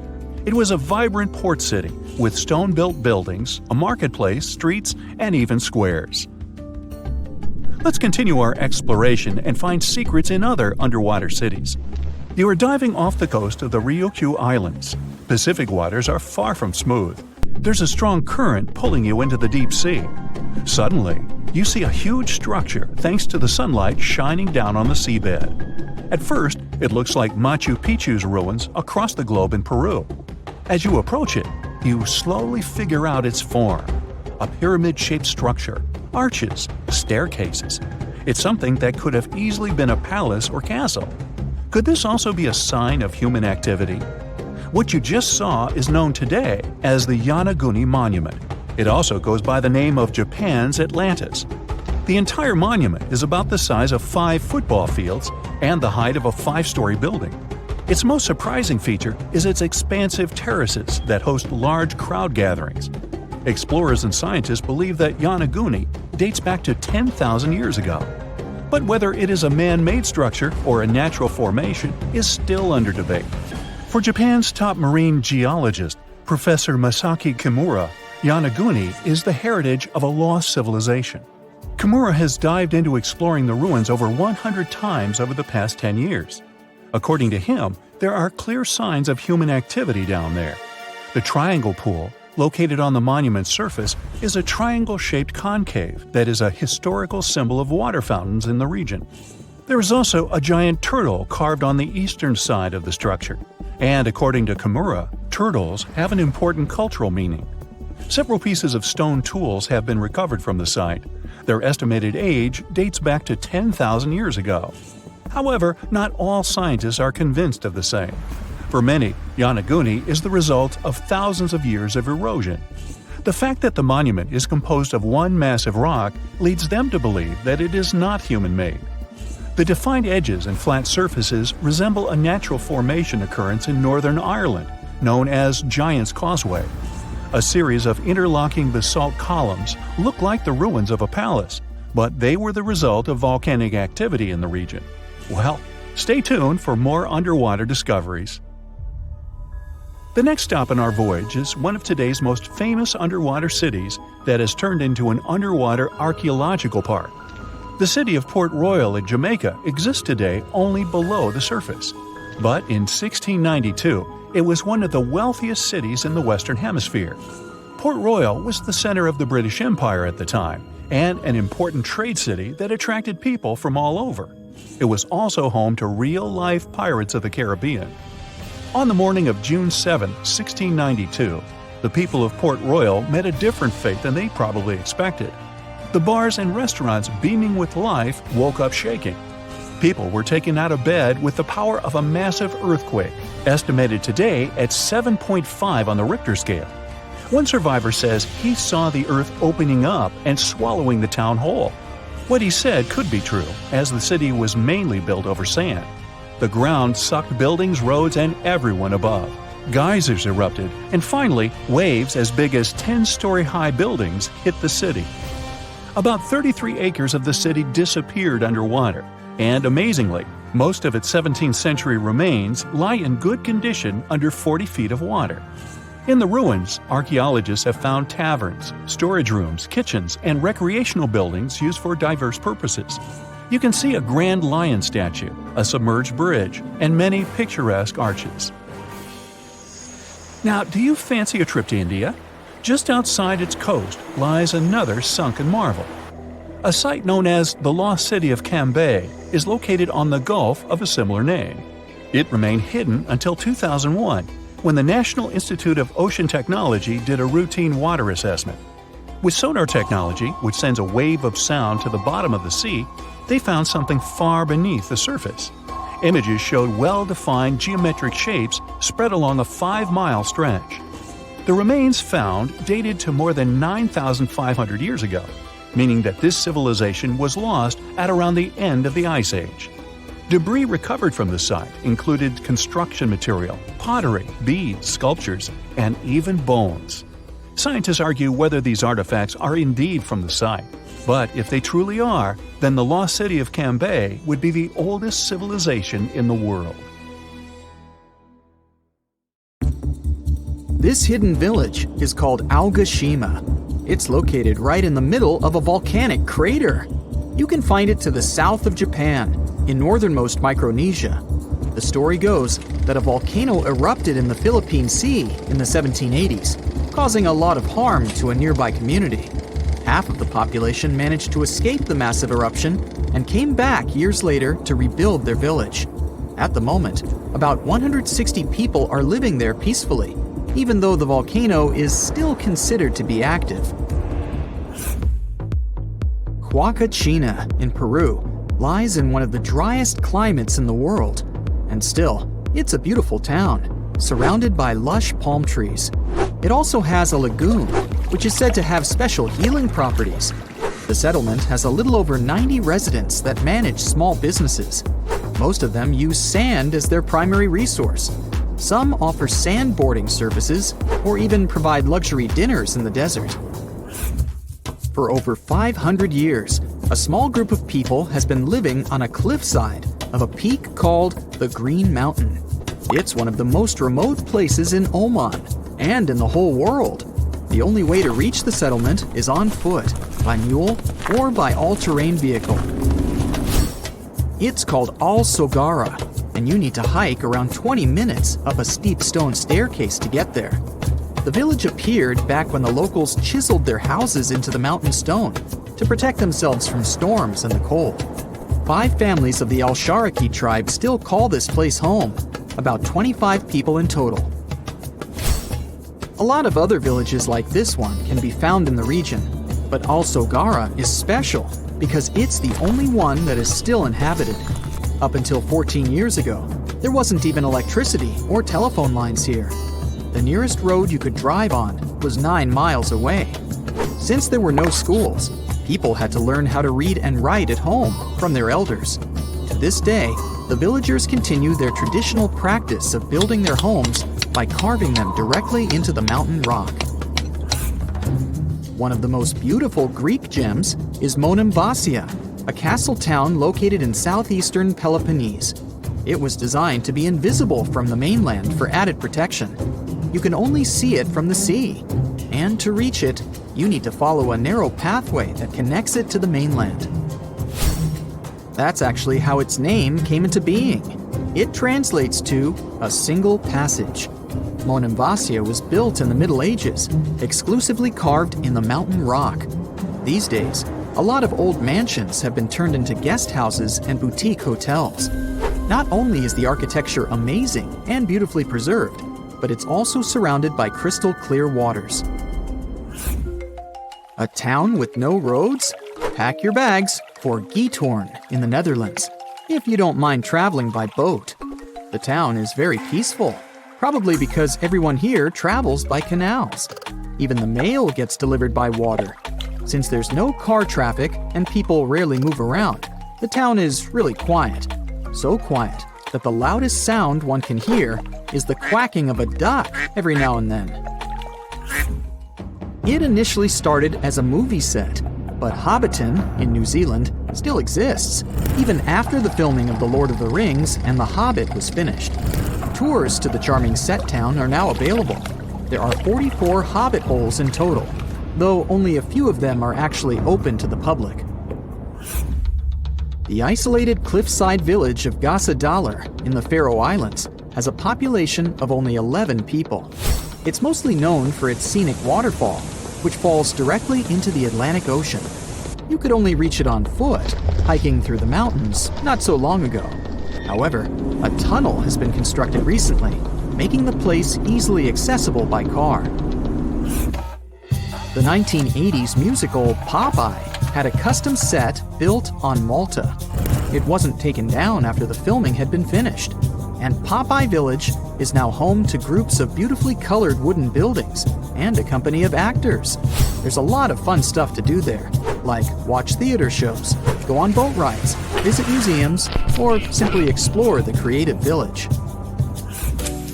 The oldest and most photographed village in Austria is called Hallstatt. It's a hidden European gem with beautifully preserved old buildings and a subterranean salt lake. It's also home to a museum with artifacts as old as 7,000 years and the world's oldest salt mine. Fort Bourtange in the Netherlands is a small establishment shaped like a star. Creative parts aside, it was built this way for defensive purposes. It gave the guards of the fort a strategic advantage because they had a perfect 360-degree view. These days, the construction is perfectly preserved, including its old buildings, cobblestone streets, wooden windmills, and sophisticated bridges. In Morocco, there's a traditional earthen village made entirely from clay bricks. You can find it in a valley close to the Atlas Mountains, 32 miles from the capital of Morocco.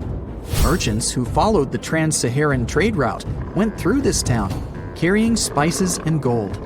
As the trade route became less and less popular, many of these fortresses were abandoned and are now preserved relics. It's one of the best places for skiing in the world, but it's still hidden from the public. No wonder the locals call it the secret side of the valley. Located in Austria, the tiny village of Warth has only a couple hundred inhabitants. Not only is it the snowiest village on Earth, but it also has access to one of the biggest ski slopes in the world. Its popularity increased a bit in 2013 when the construction of a high-speed road was completed nearby. Virano in Italy is one of the most colorful islands in the world. Because of its vibrant colors, it almost looks tropical. It features emerald green waters, beautiful houses, and a 17th century bell tower. Its lace-making tradition brought Leonardo da Vinci to the island back in the 1400s. He bought a piece of cloth there and later used it for the design of the famous Dome of Milan. If you have a UK passport, you must be familiar with the beautiful small town of Bibury, as its scenery is featured in your ID. It's surely one of the most charming towns in Europe, as it's made up of stone buildings standing on the River Colne. The image in the UK passports is that of Arlington Row, a line of weavers' cottages that date back to the 14th century. The town of Coober Pedy in Australia is partially underground. It all began back in 1915, when opal deposits were found in the area. To this day, the town is still the biggest opal mine in the world. People living there figured out that it would be more comfortable for them to stick to the underground, as the temperatures outside can reach 125 degrees Fahrenheit. So, the settlement now has underground stores and galleries. Coober Pedy is also home to the world's first 4-star underground hotel. To visit the most remote location in the whole world, you'll need to prepare yourself for quite a journey. If you're traveling from the United States, for example, the easiest route is a 15-hour-long flight to Cape Town, South Africa, followed by a 6-day boat ride. Only after that will you reach Tristan da Cunha. Or you can take a month-long cruise across the South Atlantic Ocean, whatever works better for you. Planning in advance is a must, since there are only 9 boat trips to the island yearly. The island itself is just 7 miles long. Sitting right in the middle of the South Atlantic Ocean, it covers a mere 37.8 square miles. The 300 residents are all farmers. They have the internet, but it's really slow. As for a phone network or a local newspaper, neither is available. The inhabitants of the island speak a dialect of English that is used by the smallest number of people in the world. There are countless stores all over the world that haven't been open for decades, and even centuries. The question is why? It seems that nowadays you can open any door you want. The truth is that some doors were sealed for a grave reason. And so far, nobody has found out what treasures and mysteries they hide. Here are 4 doors that keep their secrets all too well. The Taj Mahal. First up, we've got the Taj Mahal in India, one of the most romantic places in the world. Shah Jahan commissioned it in 1631 and dedicated it to his 3rd wife, who he loved like crazy. They were married for 19 years and had a whopping 14 kids together. But unfortunately, she passed away while giving birth to their last baby. Shah Jahan was heartbroken and decided to build an epic tomb to remember her by. The construction took a whopping 20 years to finish. The building has quite an interesting layout. The design is super unusual with these 4 massive 130-foot tall minarets that stand on the corners of a huge platform. They're not just there for looks. Back in the 17th century, architects were having some serious issues with buildings collapsing under their own weight. So, the chief architect of the Taj Mahal made sure to place those minarets as far away from the tomb as possible. And he even tilted them in a way so that if they did fall, they wouldn't wreck the rest of the Taj Mahal. Talk about planning ahead. The Taj Mahal is hiding some crazy secrets. There are sealed rooms all over the place that nobody is allowed to enter. And if you check out photos of the building from the riverside, you can spot 2 basements. But guess what? They're sealed up too. Nobody knows what's inside or why they've been locked up since the time of Shah Jahan. Apparently, there's a good reason why those rooms are off limits. Some researchers think that they were built using marble, which turns into a different substance called calcium carbonate if it's exposed to carbon dioxide. And when that happens, little bits of marble start chipping off like crazy. To make matters worse, there's no air flowing into these rooms. That means that if too much CO2 builds up in the basement, the 4 minarets could collapse. But wait, there's more. Some people think that the body of Shah Jahan's wife can be found in one of these sealed-up rooms in pristine condition. Why not? Who knows what the mysterious rooms might keep? The Great Sphinx of Giza. The Great Sphinx of Giza is shrouded in mystery. It's not just the largest monolith statue in the world, but it's also a hybrid creature with a woman's head and a lion's body that originates from Egyptian and Greek mythology. It's also very ancient. It's estimated to be around 4,500 years old. The construction of this marvel took about 3 years and required 100 workers who were not slaves and were treated with delicacies like sheep and goat meat. It is also thought that it used to be much more massive than it is now. Archaeologists found huge stone blocks and abandoned toolkits near the site. However, the real secrets of the Sphinx lie underground, near its paws. A group of scientists used a seismograph to detect 2 hidden chambers beneath the Sphinx's paws. Some people think that these rooms might be the legendary Hall of Records, which holds ancient scrolls revealing the secrets of the universe. I mean, that's way cooler than any library I've ever been to. Rumor has it that the Egyptians even had info on Atlantis stashed down there, which is like a super old version of a conspiracy theory. Unfortunately, we can't go on an adventure to check it out just yet. The chambers presumably have 2 entrances, but both remain sealed. The researchers haven't yet received the green light to check out their theory.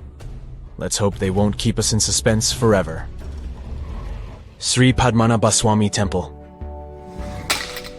This temple is located in the beautiful state of Kerala in India. This temple is famous for more than just its breathtaking beauty. Underneath the temple there are 6 vaults, creatively named A, B, C, D, E, and F. The enormous iron doors to these chambers add to the mystery of what's behind them. A few years back, the authorities decided to open these vaults to the world, but it wasn't an easy task. You can't just open the doors and enter the vaults. It required a lot of work. It took them a while, but finally, in 2011, they opened 5 of the 6 chambers. And guess what they found? Tons of treasure. Bags of gold, precious gemstones, and priceless diamond jewelry. The estimated worth of everything found in the vaults is a whopping $1 trillion. It's like the temple was the real-life inspiration for Aladdin's Cave of Wonders. But wait, I said 5 of the 6. What happened to the last one? Vault B has remained closed, but not for lack of trying. They simply didn't manage to open it. There is even a belief that it's fatally cursed. Legend says that only a saint or sage can break the curse by chanting a specific mantra.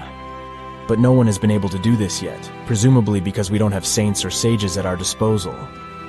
There is also rumor that in the 30s some temple invaders tried to enter Vault B to do some good old looting. But they never reached their target. Apparently terrible snakes materialized out of nowhere and chased the gang away.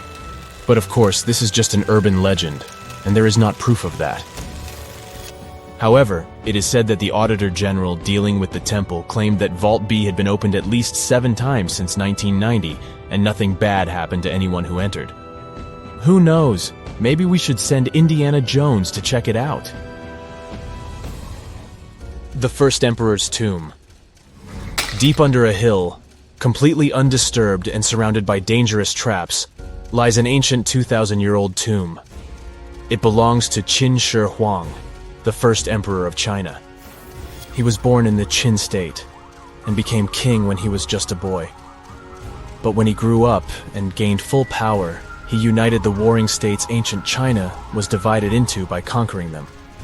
After that, he created the Qin dynasty. When he died in 210 BCE, they buried him deep underground in a massive tomb. And when I say massive, I mean massive! Back in 1974, some farmers in Xi'an, China, stumbled upon something strange while digging a well, a huge terracotta soldier. This discovery led to an extensive archaeological dig that has continued for over 40 years, revealing a collection of thousands of clay soldiers. The unique thing about these soldiers is that each one has its own unique features, from hairstyles to facial expressions. It's believed that there could be up to 8,000 of these soldiers, but only 2,000 have been found so far. Interestingly, the central tomb, which is believed to be the resting place of the emperor, is still untouched. In ancient records, there are references to a vast underground city that the emperor built, complete with scenic towers, palaces, and whatnot. Sima Qian, a Han Dynasty historian, wrote that the tomb was adorned with treasures and had space for hundreds of officials, but the lack of technology to properly examine the site is what's holding things up. Qin Shi Huang was surrounded by liquid mercury in his tomb, with 2 of the streams representing the major rivers of China, Yellow River and Yangtze. The ancient Chinese believed that mercury could provide immortality, but it could have also caused the emperor's death since he regularly took mercury pills to prolong his life. The dangerous levels of mercury contamination in the soil near the tomb are the main reason why scientists are reluctant to explore it. It could be very dangerous both for people and for the environment. Now, if I had to choose which door to open, I'd probably go for the one that doesn't lead to a tomb surrounded by poisonous mercury. Call me crazy, but I'd like to avoid any potential health hazards.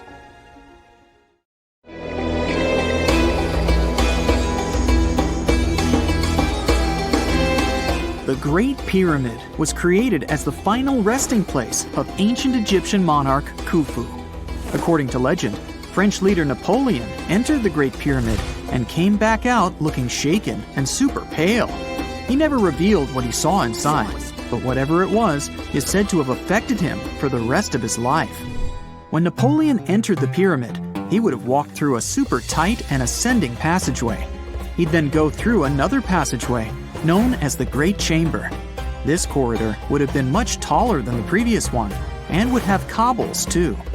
He'd then reach the King's Chamber, the centerpiece of the Great Pyramid, which was lined with huge blocks of granite. But it wouldn't have looked as grand as we might imagine. There are no hieroglyphics decorating its walls, as Egyptians only began decorating the burial chambers of pyramids much later on. The pharaoh's tombs deep inside the pyramid would have also been filled with treasures, from chunks of gold to the world's most expensive jewelry. But this would have all been looted a long time ago. The only thing that probably would have been left in there would have been a huge sarcophagus, which would have once contained the king's mummy. He'd also have to walk past the queen's chamber. This room most likely didn't hold any queens though, as pyramids were usually only built for one person. There are mysterious tunnels leading from here. To this day, no one is really sure what they're there for. And that's not the only mysterious and creepy thing Napoleon may have encountered, as stories of pharaohs leaving ancient curses on pyramids go way back. Many pyramids had warnings written on the outside, telling of horrifying things that would happen to those who entered and disturbed the peace. We might not know what exactly Napoleon found in the Great Pyramid that scared him so much, but we know for sure what was found in Tutankhamun's tomb. Tutankhamun was an ancient Egyptian pharaoh who was only 8 or 9 years old when he took to the throne. He became a cultural phenomenon when his tomb was discovered almost completely intact in 1922. His pyramid sits in the Valley of Kings in Thebes, modern Luxor, which is in Egypt. Unlike the Great Pyramid, Tutankhamun's tomb was covered in beautiful wall decorations. The walls told the story of how he would travel to the afterlife through the underworld. Egyptians believed all people would have to take this journey, so they would fill their tombs with objects and paintings to help them get there. There'd also be spells painted on the walls. They believed this would help people pass over to the next realm. The journey would be pretty long, and for that reason, the ancient Egyptians would also fill the pyramids with food. Tutankhamun's pyramid was filled with 8 fruit baskets. They even found something called gingerbread fruit in there. The rooms were jam-packed with furniture, statues, clothes, and staffs, amongst a whole bunch of other things. You'd likely find a lot of clothes and expensive jewelry in the pyramids as well. The ancient Egyptians wanted their ancestors to travel in style to the afterlife. They put Tutankhamun in his final resting place with over 50 pieces of clothing, all of the highest quality. There were tunics, scarves, gloves, and headdresses, and a ton of jewelry. Bracelets, pendants, necklaces, rings, and scarabs for protection were all found inside. Each of them was made of gold or precious stones. There were also fans made of ostrich feathers to keep the old pharaoh cool in the hot Egyptian sun. But the temperature inside the pyramids never actually went above 68 degrees Fahrenheit. The ancient Egyptians developed a super cool air conditioning system that we don't fully understand even today. Tutankhamun's pyramid also contained 130 walking sticks made from ebony, ivory, silver, and gold to help him on his journey. There were 3 chariots hidden away in case he got tired of all the walking. They also put 11 boat paddles inside, but there was no sign of any boat. The pyramids would be littered with the pharaoh's favorite scents and perfumes. During the excavation of Tutankhamun's pyramid, it quickly became clear that it had been robbed during ancient times. There was damage to doors and traces of oils left in empty jars. It looks like someone raided the pyramid for gold and the scents, perfumes, and oils that had been left for King Tut. There was still a bit of perfume, which was made from coconut oil and frankincense, left in one bottle. It seems like Pharaoh Tutankhamun loved board games. There was an ivory traveling set of senet in his pyramid. Although we don't know for sure exactly how to play it, we have figured out it was sort of an ancient Egyptian version of backgammon. It looks like it was a 2-player game where the goal was to knock your opponent off the board. Not really sure who Tutankhamun's mummy was supposed to play with, though. The ancient Egyptians had some rituals that may seem pretty strange to us. For example, they used to shave their eyebrows off if they ever lost a cat. So it's not too surprising they put some really weird things inside pyramids. Archaeologists discovered a collection of mummified cats and scarab beetles in pyramids that date back more than 4,000 years. They were found in the pyramids of Saqqara, which is south of Cairo. They also found a bunch of makeup kits and mirrors inside. Makeup was worn proudly by both men and women in ancient Egyptian times. Eyeliner was the most popular cosmetic. The Rosetta Stone was one of the best discoveries ever made in pyramids. It was found by our man Napoleon Bonaparte and his team. It's a black granite rock that dates back to 196 BCE. It's transcribed in Greek, Demotic, and hieroglyphic. When it was translated in 1822, we got the key to understanding ancient Egyptian hieroglyphics for the very first time. The discovery of Queen Hatshepsut's mummy in 1903 changed our understanding of the Egyptians forever. After she had passed away, her successor, Thutmose III, removed most of the evidence of her reign, so we basically knew nothing about Egypt's first great female leader. She's now gone on to become one of the few and most famous female pharaohs of Egypt. Pharaoh Khufu even had a fully fledged boat in his pyramid. Archaeologists uncovered more than 1,200 pieces of a giant boat near the Great Pyramid at Giza. They reassembled the boat, and it's a whopping 144 feet long. It's most likely a solar boat, which was designed to carry the resurrected king with the deity Ra. Fun fact, the Pyramid of Giza is the last remaining of the 7 wonders of the ancient world. The other 6 are the Hanging Gardens, the Colossus, the Temple of Artemis, the Mausoleum, the Lighthouse, and the Statue of Zeus. This pyramid was also the world's tallest man-made structure for 3,800 years, and it's the biggest pyramid in Egypt. It took a staggering 2.3 million blocks of limestone, and some weighed as much as 80 tons. It took an incredible 100,000 laborers and a whopping 23 years to build. Its original height was a mega 480 feet. In 2017, archaeologists discovered something weird about Egypt's Great Pyramid. There's a hidden void that's at least 100 feet long, and no one really knows why it's there or what's actually inside it. The weird void is the first inner structure discovered within the 4,500-year-old pyramid since the 1800s. Scientists used cosmic rays to detect the massive hole, but are still no closer today to finding out what's inside.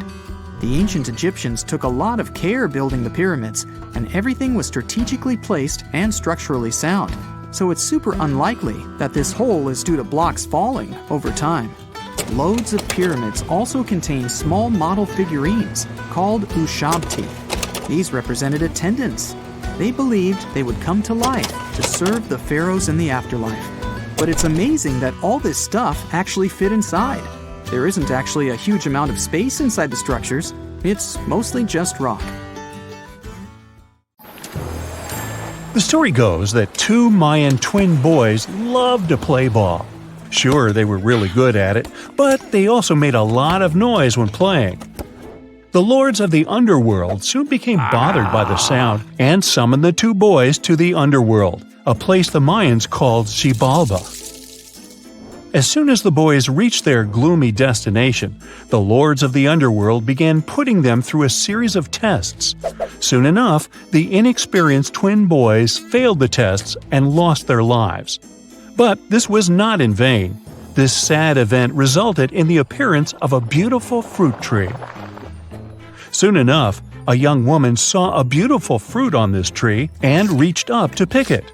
Legend has it that soon after that, she gave birth to another set of twin boys named Hunahpu and Xibalbay. Just like their ancestors, these twins were great ball players, but they were equally as loud, and the lords of the underworld became annoyed again.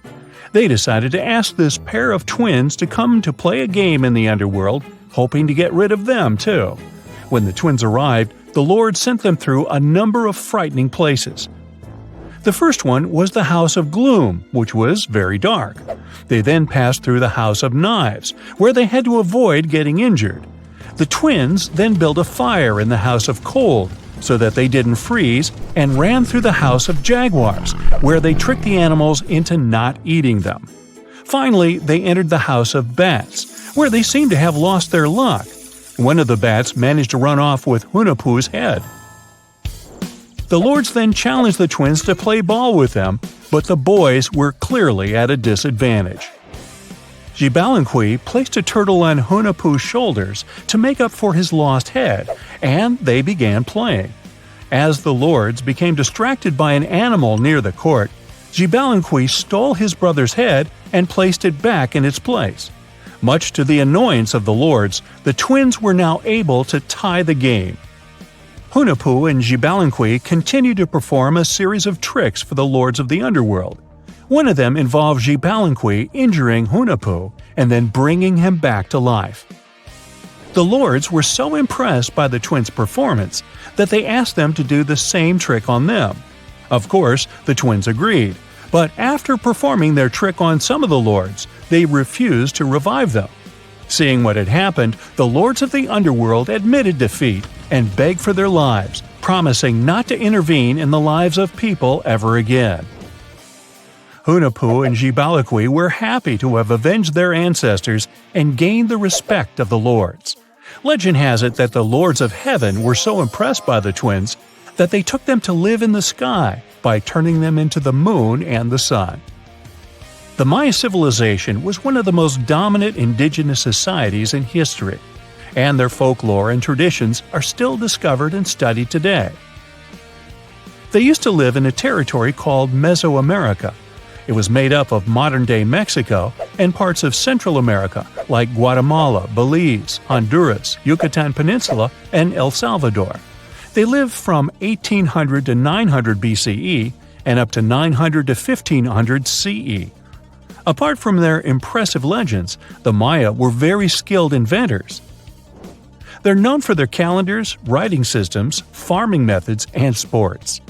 Their writing, for example, was found preserved on buildings and stone monuments, as well as in rare books and pottery. It's a system made out of more than 800 hieroglyphics in various combinations. Each of those signs was said to represent a syllable. Their writing system was deciphered by accident by Tatyana Proskorakov, an American woman who initially studied to be an architect. Since she didn't find a job in her field, she eventually became a Mayanist in her own right, despite not being academically trained. She was the first to notice that the Mayan upended frog glyph meant birth, and that their toothache glyph meant the date when the king ascended to the throne. It made it easier for scientists to pinpoint birthdays, as well as the names of the rulers of a specific Mayan dynasty.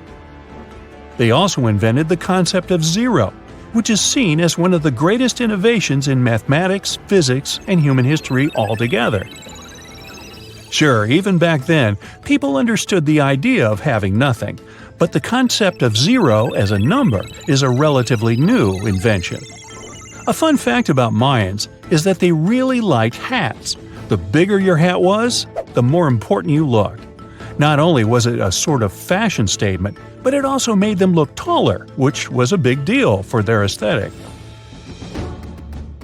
The Mayans also came up with one of the most intricate and complex calendars in human history. It was the first to use zero as a placeholder. Their calendar ended on December 21st, 2012, which led some people to believe that it translated to the end of the world.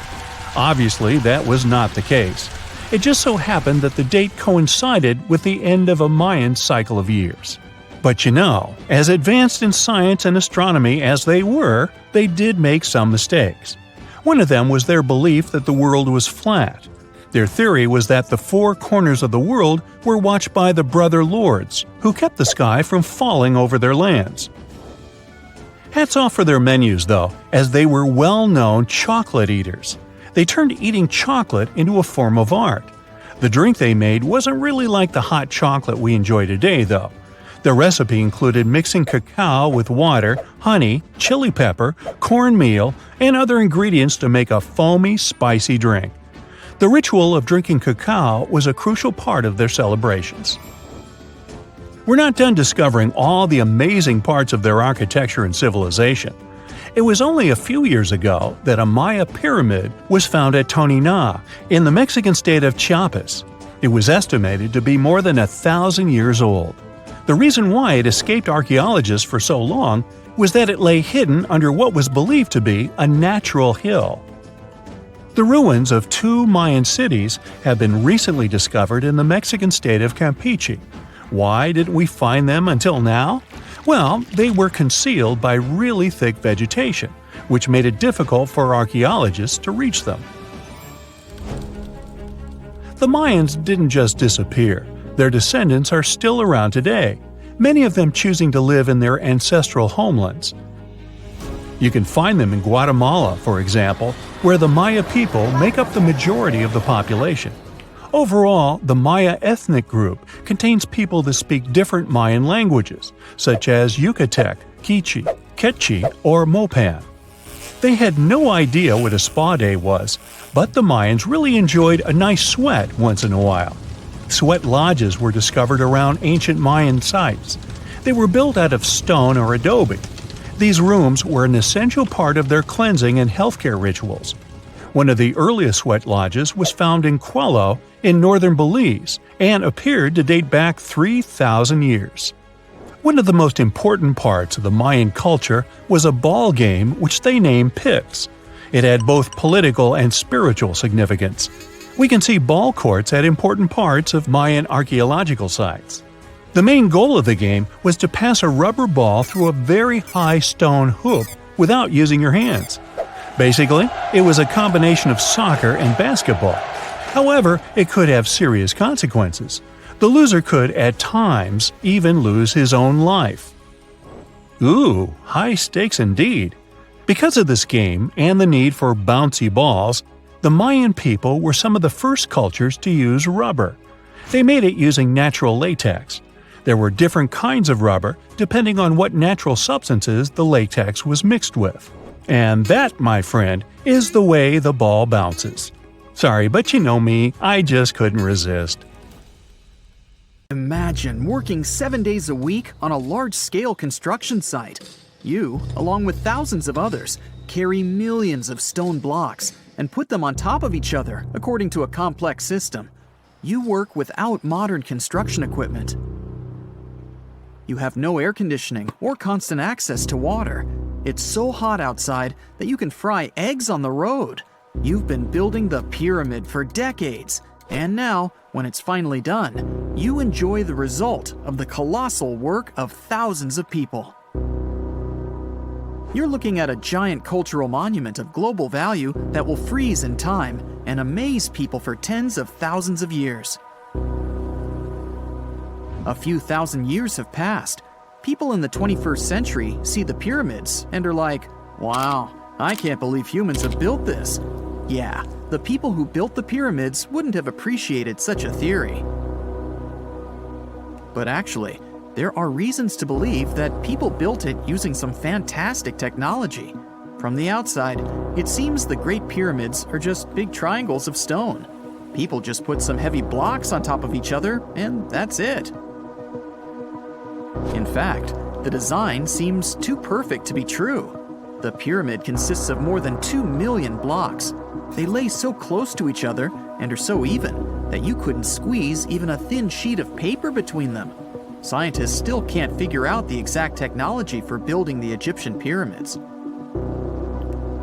One of the biggest and most famous is the Great Pyramid of Giza. This huge construction, well known all over the world, has one big secret. There should be a capstone on top of the pyramid. It's a triangular-shaped stone block, a small pyramid on top of a huge one. It's also called a pyramidion. The builders of ancient Egypt made it out of granite and limestone and covered it with gold. No records or old drawings prove that there was a pyramidion at the top of the Great Pyramid of Giza. But there's another ancient Egyptian structure with such a triangle, the Red Pyramid. It was built before the Great One, and its capstone has survived to this day. Archaeologists have found and reconstructed it. But where could the capstone of the Great Pyramid be? It's a mystery that still has no answer. Some are sure that some thieves have stolen it from the top. Maybe they just climbed up and pushed the pyramidion down. It makes perfect sense. The capstone was probably the most valuable element of the pyramid. Many scientists and archaeologists still don't know its exact purpose. Some believe that this peak covered with gold glorified the pharaohs. The capstone reflected moonlight at night and illuminated the entire space around it. During the day, the capstone reflected sunlight with its shiny surface. You could have noticed it from afar. The top of the pyramid was a kind of guiding star for lost travelers. All other stone blocks of the pyramid consist of limestone. People polished them to make them look shiny. In the past, they were even glowing and reflected light. You could see glowing pyramids from space, although they looked like tiny lights. Over thousands of years, winds, sandstorms, and rains have changed the pyramid's appearance. If people had taken care of them all this time, they would have looked like something out of science fiction movies, or the pyramids from Las Vegas. But unfortunately, we will never see their original appearance. Some archaeologists and scientists believe that the capstone could absorb the sun's energy and distribute it evenly throughout the pyramid. No one knows precisely why the Egyptians needed this technology. There's a theory the pyramids are ancient energy systems. The pharaohs applied this energy to use some unique technologies that were more advanced than all the achievements of the 21st century. And the triangular shape of the pyramids was ideal for boosting this electromagnetic energy. In theory, solar radiation, or electromagnetic forces, accumulated at the top of the pyramid, filled the inner rooms, and then went down the walls to the base. Any surface distortion could prevent the flow from spreading, so they had to create a perfectly smooth surface. That's why they installed the blocks so that nobody could squeeze a needle or razor blade between them. Many people believe in this theory because they built the pyramids from limestone. This material can hold energy inside itself. In the inner part, they created granite deposits to cause air ionization, that is, to create an electric charge.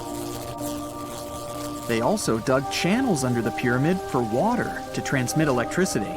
And at the top, they put a gold capstone, the best conductor of electricity. So, this is how you get a great power generator. Different cultures used similar technologies to create electricity all over the world. But these are all theories. If it had been working, humanity would have used these technologies today. There are mentions of the metal industry, chemistry, engineering, physics, mathematics, and astronomy in some ancient records. Most scientists don't believe in all these things. We know the detailed stages of the technology's development in different cultures.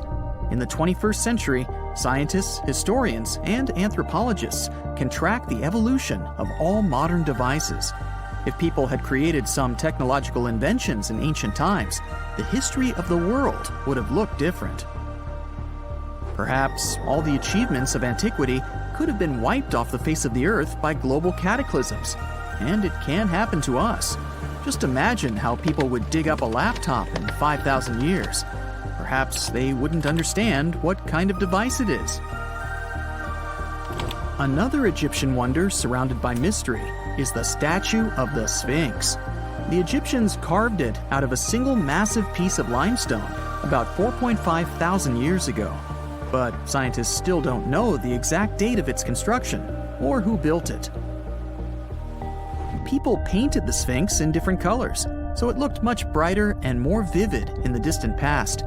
It was shining just like the Great Pyramids. Anyway, time hasn't only changed its appearance, but its name too. Initially, the Egyptians called it Hore-Mekhet. The Greeks renamed it the Sphinx about a few hundred years after it had been built. The Sphinx emphasized the greatness of the rulers of Egypt. It also performed a symbolic function of a watchdog guarding the tomb of the pharaoh and the paths leading to it. This version sounds realistic, since archaeologists have discovered many secret entrances at the foot of the Sphinx. Perhaps these rooms and intricate tunnels lead to underground halls with treasures. And treasures don't always mean gold and jewelry. According to legends and theories, the Sphinx guards the Hall of Records, the storage of all humankind's knowledge. The information about the ancient mythical state of Atlantis could be there. You can find many detailed maps of the internal dungeons of the Sphinx on the internet. They show structures 12 stories deep under the statue. It looks like a small city filled with gold, scrolls of knowledge, and various ancient artifacts. But don't believe all these maps. These are just theories. Several thousand years have passed, but people have very little information about it. Archaeologists know that there are still many strange and exciting things about the Sphinx that are still undiscovered. Some locals are afraid to research because they believe they can awaken something terrible from the underground depths. Therefore, it's mostly scientists from other countries who conduct the excavations. In 1998, scientists discovered strange tunnels leading to empty rooms under the Sphinx. They realized that some people tried to get there through tunnels in the past, and maybe those people took all the treasures that were there. One of the legends says that some powerful artifact lays beneath the Sphinx. Its technology can change the whole world, but the locals are hiding it because it can damage the planet. Some believe that you can find evidence of unknown technologies painted on the granite walls in the pharaoh's tombs. But most likely, these paintings and signs tell us the myths and legends of ancient Egypt. But what if Egyptian symbols and drawings are detailed instructions for using ancient technologies? What if the locals that lived at that time thought, People in the future won't be able to get energy themselves. Let's leave some detailed instructions for them. Anyway, there are many riddles and theories. In reality, the search for answers is a dangerous undertaking, since it's not easy to get into the underground halls. Excavations can ruin the structure of the entire Sphinx. Any person inside the tunnels may get lost and never be able to find their way back. Besides, it costs a lot of money. Now, what would be awesome is if people could invent some device that could scan underground areas and show their detailed models. And now we're off to almost 5,000 years ago. Let me take you to ancient Egypt, where back in 2550 BC, guess what? The construction of the Great Pyramids of Giza started. People learned to build cathedrals and skyscrapers, but it wasn't until recently that these massive buildings appeared. It's still a mystery to even modern scientists how these pyramids were built 5,000 years ago. No wonder they are one of the 7 wonders of the ancient world. They're also the oldest of them and the only wonder of the ancient world that still exists in the 21st century. It must have taken a lot of cooperation to build a thing that massive, even for today's metrics. But the Giza pyramids weren't the first pyramids ever. The first one, called the Step Pyramid, was built around 80 years before the first Pyramid of Giza in 2630 BC for King Djoser. It wasn't meant to be extraordinary, but ended up being quite impressive. It was a pyramid of 6 stepped layers of stone. It was 204 feet high, which is as tall as a 19-story building. And it was the tallest building that existed at that time. It wasn't just a pyramid though, it was surrounded by a whole complex of buildings, including even courtyards. In ancient Egypt, people believed in the afterlife, so everyone, especially kings, wanted to make sure they had everything they needed to get ready for it. Here's why the pyramid complex was perfectly supplied with a lot of objects people used every day. The complex included a pyramid and a kind of a palace. Those buildings had many things the king loved and might need one day, like furniture, food, and gold vessels. After Djoser, building pyramids became common practice, but many pyramids weren't finished. It would usually take about 20 years to build one, but many rulers reigned way less than that. Overall, there are more than 100 pyramids. The most famous pyramids are the Great Pyramids of Giza. The first one and the biggest one was built for Pharaoh Khufu, around 2550 BC. Initially, it was 481 feet tall, which is as tall as a 40-story building. The second pyramid was built for Khufu's son, Pharaoh Khafre, around 2520 BC. It's just a bit shorter, usually standing at 471 feet high, a 39-story building. This is the pyramid with the famous statue of the Sphinx. Sphinxes have a lion's body and a human head. They were built to guard important areas. This one has the head of Pharaoh Khafre and is guarding his pyramid, facing the sunrise. The Sphinx is most well known and is one of the world's biggest and oldest statues. Originally, it had red color and did have a nose. It's still possible to see the trace of red pigment by its ears. But no one knows exactly when the nose disappeared. For some time, the Sphinx was sort of hidden underground, being covered with sand up to its shoulders. Luckily, in the early 1800s, an adventurer with a team of 160 people dug it out. The third Pyramid of Giza is the smallest one, being more than twice shorter.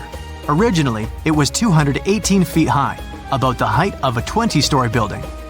Built in 2490 BC, it was a pyramid for Khafre's son, Menkaure. The pyramids are designed to align with the points of the compass, and their sides symbolize the rays of the sun. But back at the time, there were no compasses. Ancient Egyptians figured out the directions themselves, and with amazing precision. To align the pyramids, they used 2 constellations. Originally, the pyramids were covered in smooth white limestone and had a gold-silver top to reflect the sun. Later, the white limestone was taken from the pyramids by other kings and used for other buildings. Scientists estimated that ancient Egyptians used about 2.3 million stone blocks to build the first pyramid. Each block weighed more than 1 ton. This is the weight of a rhino. Some blocks were even bigger, being almost as heavy as an elephant. 4.5 millennia ago, there was no modern equipment to help build it. There were no machines, no wheels, and even no steel. The only metal available to them was copper. Even today, scientists aren't sure how the Egyptians managed to build the pyramids. There are no records left that would shed light on it. Some even think that Egyptians wanted to keep it as their secret and didn't even record it on purpose. Many believe that poor people and foreigners built the pyramids, but it's not true. Actually, the builders were very skilled workers, and they were fed and paid well. The archaeologists claim that the builders lived in a nearby temporary city and were a highly organized community with a strong leader. Scientists say that around 20,000 people worked on each pyramid complex, and it took about 20 years to build each. It probably was a national project. The construction site was large in resources, and food and essentials were likely to be contributed from all parts of Egypt. Even with all that support, it remains unclear how people managed to cut, transport, and assemble those huge stones. One of the theories suggests the stones were most likely transported on boats down the Nile River. Then, there was a harder part. They had to be moved to the construction site. For that, they probably used wooden sleds.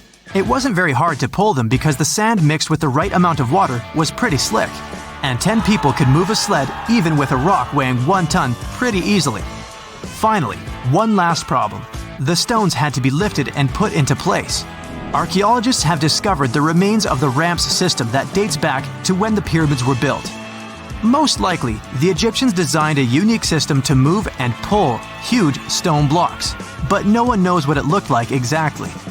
The most common opinion is that there were several ramps around the pyramid to help move the blocks. The ramp was growing with the pyramid getting higher. They suppose people were walking up the stairs, pulling the stone on the wooden sled up in the middle on the sandy ramp. But this is just one of the options. Others say that the ramps were going around the pyramid. Some say the ramps were inside the pyramid. But we'll never know for sure, and it'll forever remain a mystery, just like the ancient Egyptians wanted. Surprisingly, there's not much inside the pyramids. Most of it is just solid stone with very little open space. But let's take a quick look inside the biggest of the pyramids of Giza.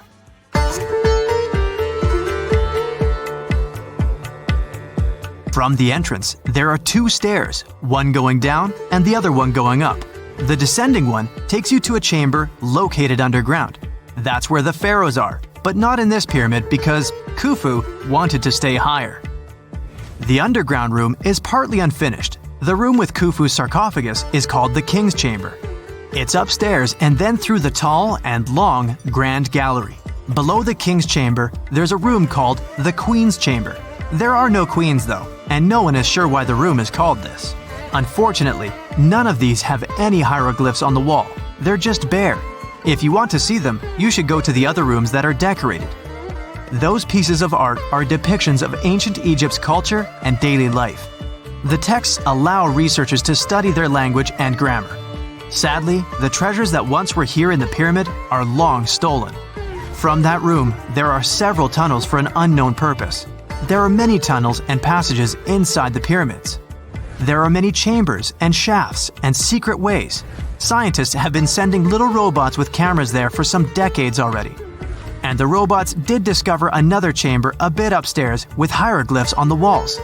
But even today, much of the pyramids is still unknown, and there's no so-called building plan of the pyramids. Egyptians did create a mystery no one can crack for 4,500 years already. Scientists recently started to X-ray the pyramid to learn what's inside it without entering it and its narrow, mysterious tunnels. It's 1898, and you're taking part in excavations in Saqqara.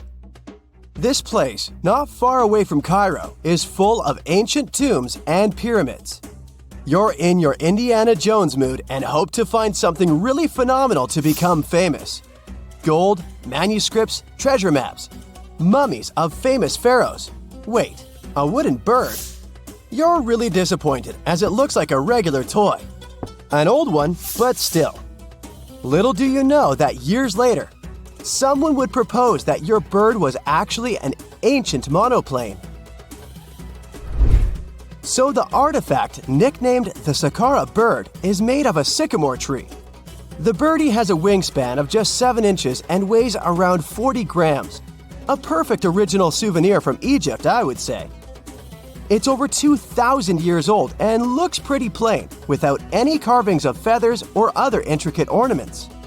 It has a beak and eyes, though, which makes our find look like a hawk, the emblem of the deity Horus. Its tail is rather unusual as it's squared, looks weirdly upright, and it seems like the sunken part of it was the place for a now missing piece. Humans love solving a good mystery, so there have been several attempts to explain the use of the birdie. First, quite simply, is that it was a ceremonial object. The second idea is that it was a toy for a child from some well-off family. It could have been some sort of boomerang, which was a popular concept in ancient Egypt. Then there was a theory that the bird had been used as a weather vane, but this one has been debunked as the figure doesn't have any holes or markings, except for the one made at the museum in Cairo to fix the exhibit on a stick. So there was no way to hang it in the past. Almost a century after the bird was found, Egyptologist Dr. Khalil Masiha proposed a new theory that it could have been a model of a monoplane. He believed the bird was missing a horizontal tailplane. Otherwise, it had its wings set at a right angle, similar to that of modern planes. It could have worked to generate the aerodynamic lift necessary for flights. Dr. Masiha also claimed that it was common at that time to place miniature models of technological inventions in tombs. So, did the ancient Egyptians really invent the plane in 200 BCE? That would make the Wright brothers, who are considered the inventors of aviation, really upset. They made one of their first flights only in 1903. There's just one way to know for sure, and that is to test the model. But you know, the ancient museum in Cairo would unlikely let one of their cherished exhibits fly around like a toy. That's why glider designer Martin Gregory built a similar model, this time of balsa wood, and concluded that even with the missing tailplane, the plane wasn't much of a flyer. Case solved? Not really. This didn't sound convincing enough to the History Channel, so they invited an aerodynamics expert to build another replica of the bird. He tested it in weather conditions similar to those in Egypt and was impressed with the little plane's abilities. So, if they did invent the prototype of a plane back in the times of pharaohs, it would be a good example of an oupart.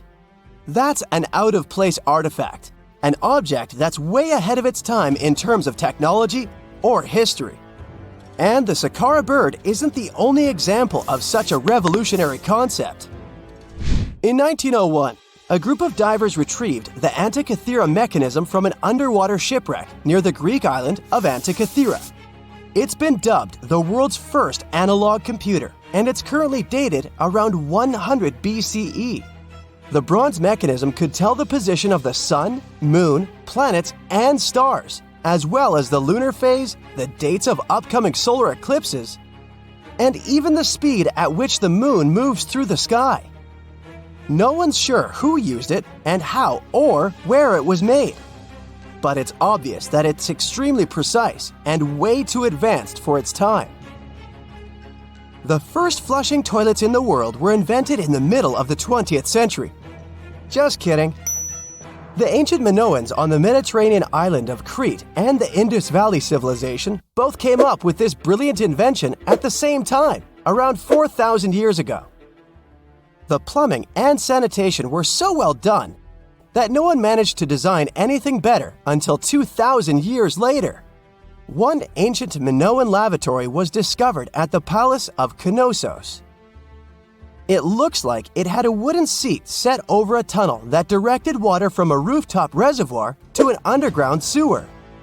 Other varieties got water from jugs. Only the super rich people could afford all this glory. So if you wanted to shop for real estate back then, the flushing toilet would be a telltale sign you were in the rich neighborhood. Automated doors became a cool, seemingly new invention back in 1931. But the technology behind them is actually much older. Think the 1st century CE old. Mathematician and engineer Heron of Alexandria came up with a hydraulic system to open and close temple doors. To bring it into action, you need to light a fire to produce heat. There was a brass pot under the fire, half filled with water. The inventor connected the brass pot to containers that acted as weights. When the fire was burning, the water moved into the containers. They went down and pulled the ropes.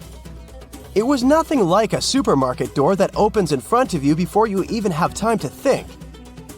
Heron's door took hours to open, and there was no way to stop the process. That's why they only opened the doors once a day before people entered the temple, to add some mysticism at the temple during ceremonies. Spooky. Looks like the first ever battery was invented in Baghdad around 2,000 years ago. A German archaeologist found this oval-shaped clay jar in 1938. Scientists are still not sure what purpose it served and who exactly invented it. There is a theory that it was used for electroplating objects with precious metals. When they filled it with a weak acid like vinegar, the battery produced around 1 volt of electricity. Another theory says it was a vessel for sacred scrolls. Would you like to buy contact lenses designed by Leonardo da Vinci himself? In 1508, he invented a glass lens with a funnel on one side. You were supposed to wear it with water inside to improve your vision. Sounds a bit uncomfortable, doesn't it?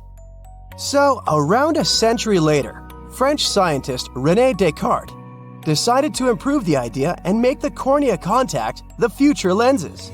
Contacts because they contact your eyes, get it? The glass tube with liquid did help improve vision, but blinking was sadly impossible. 2.5 centuries later, new technologies in the glass industry let scientists design contacts that would fit in the eye and even let the wearer blink. Thanks, guys! Still, those lenses were made of heavy blown glass and didn't let the eye breathe. About 50 years later, contacts became plastic, lightweight, unbreakable, and scratch-resistant, but still covering the entire eye. And then, in 1948, an English optical technician accidentally sanded down a plastic lens and figured out they'd still be in place even if they covered only the cornea.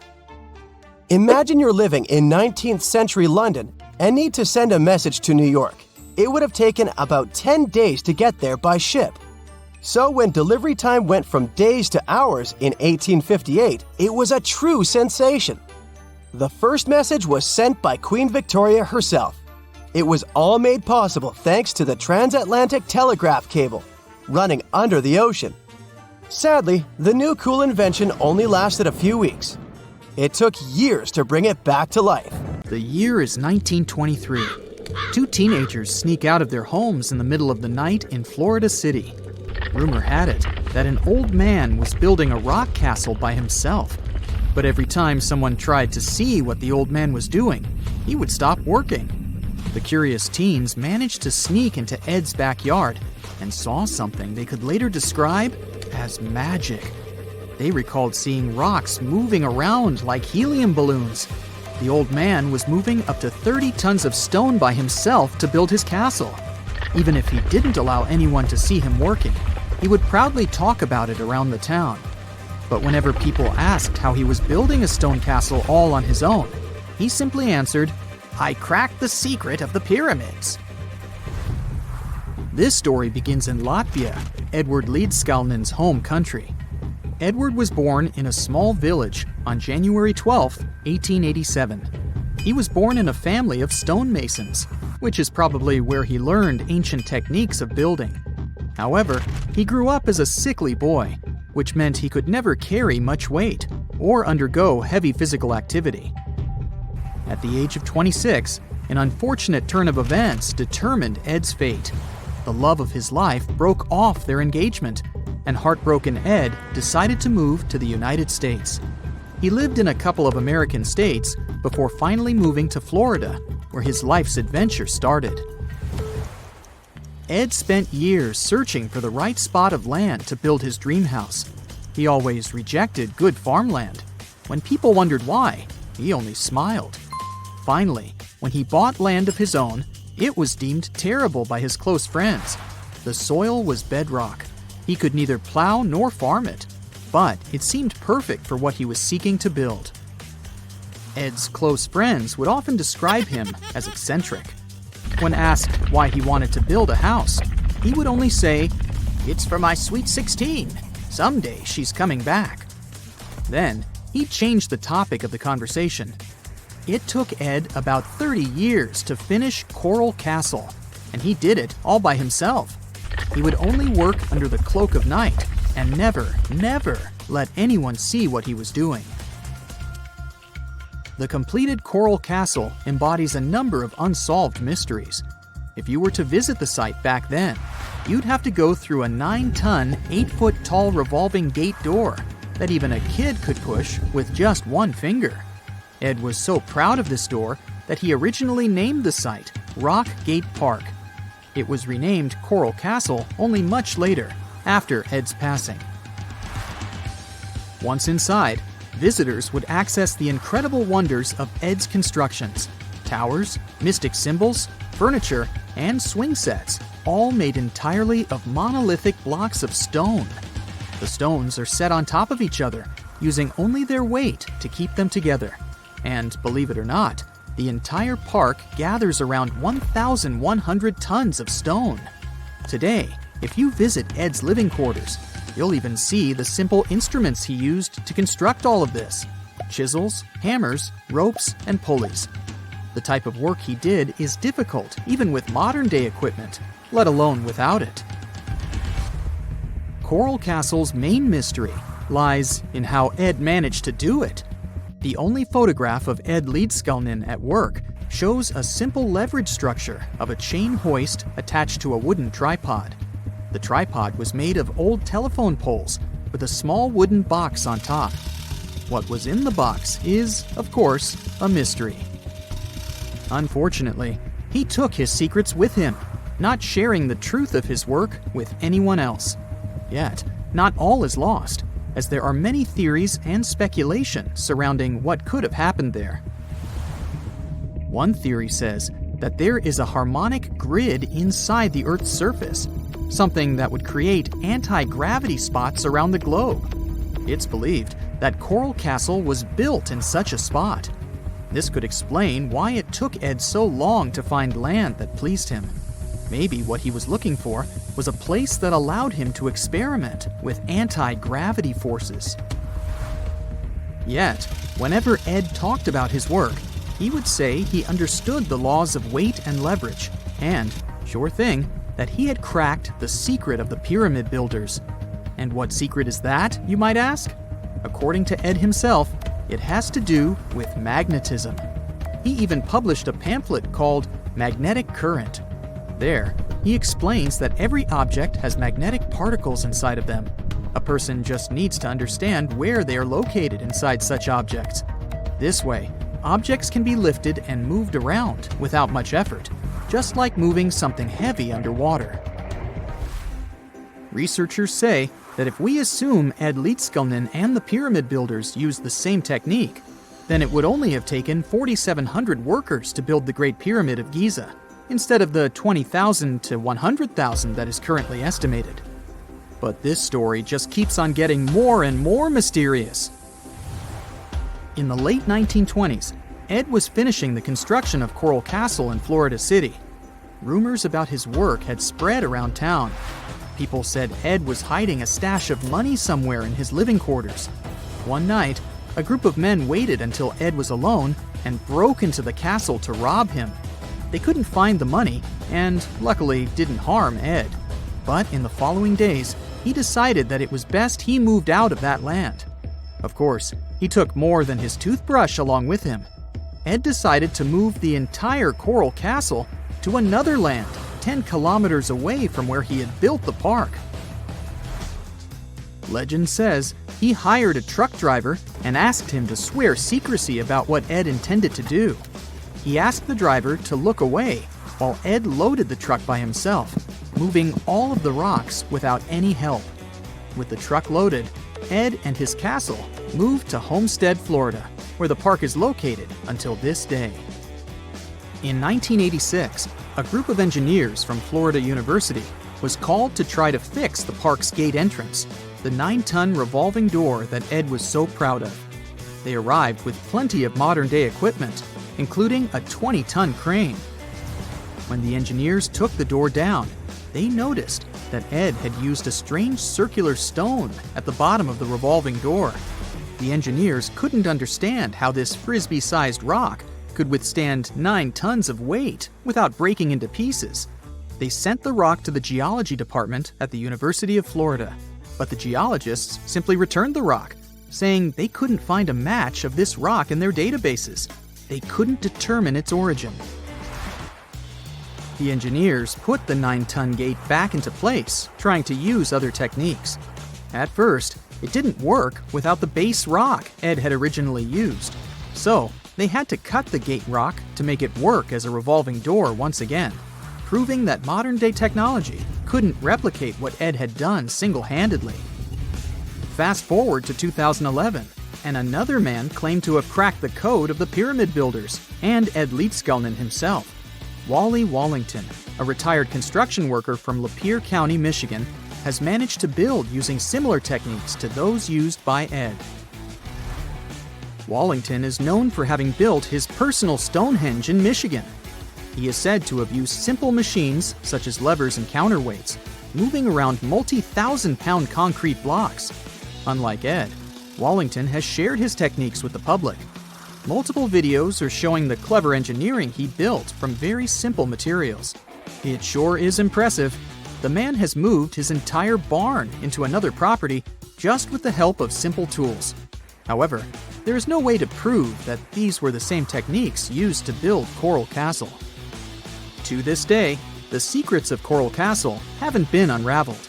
But hey, we can always keep trying to solve it.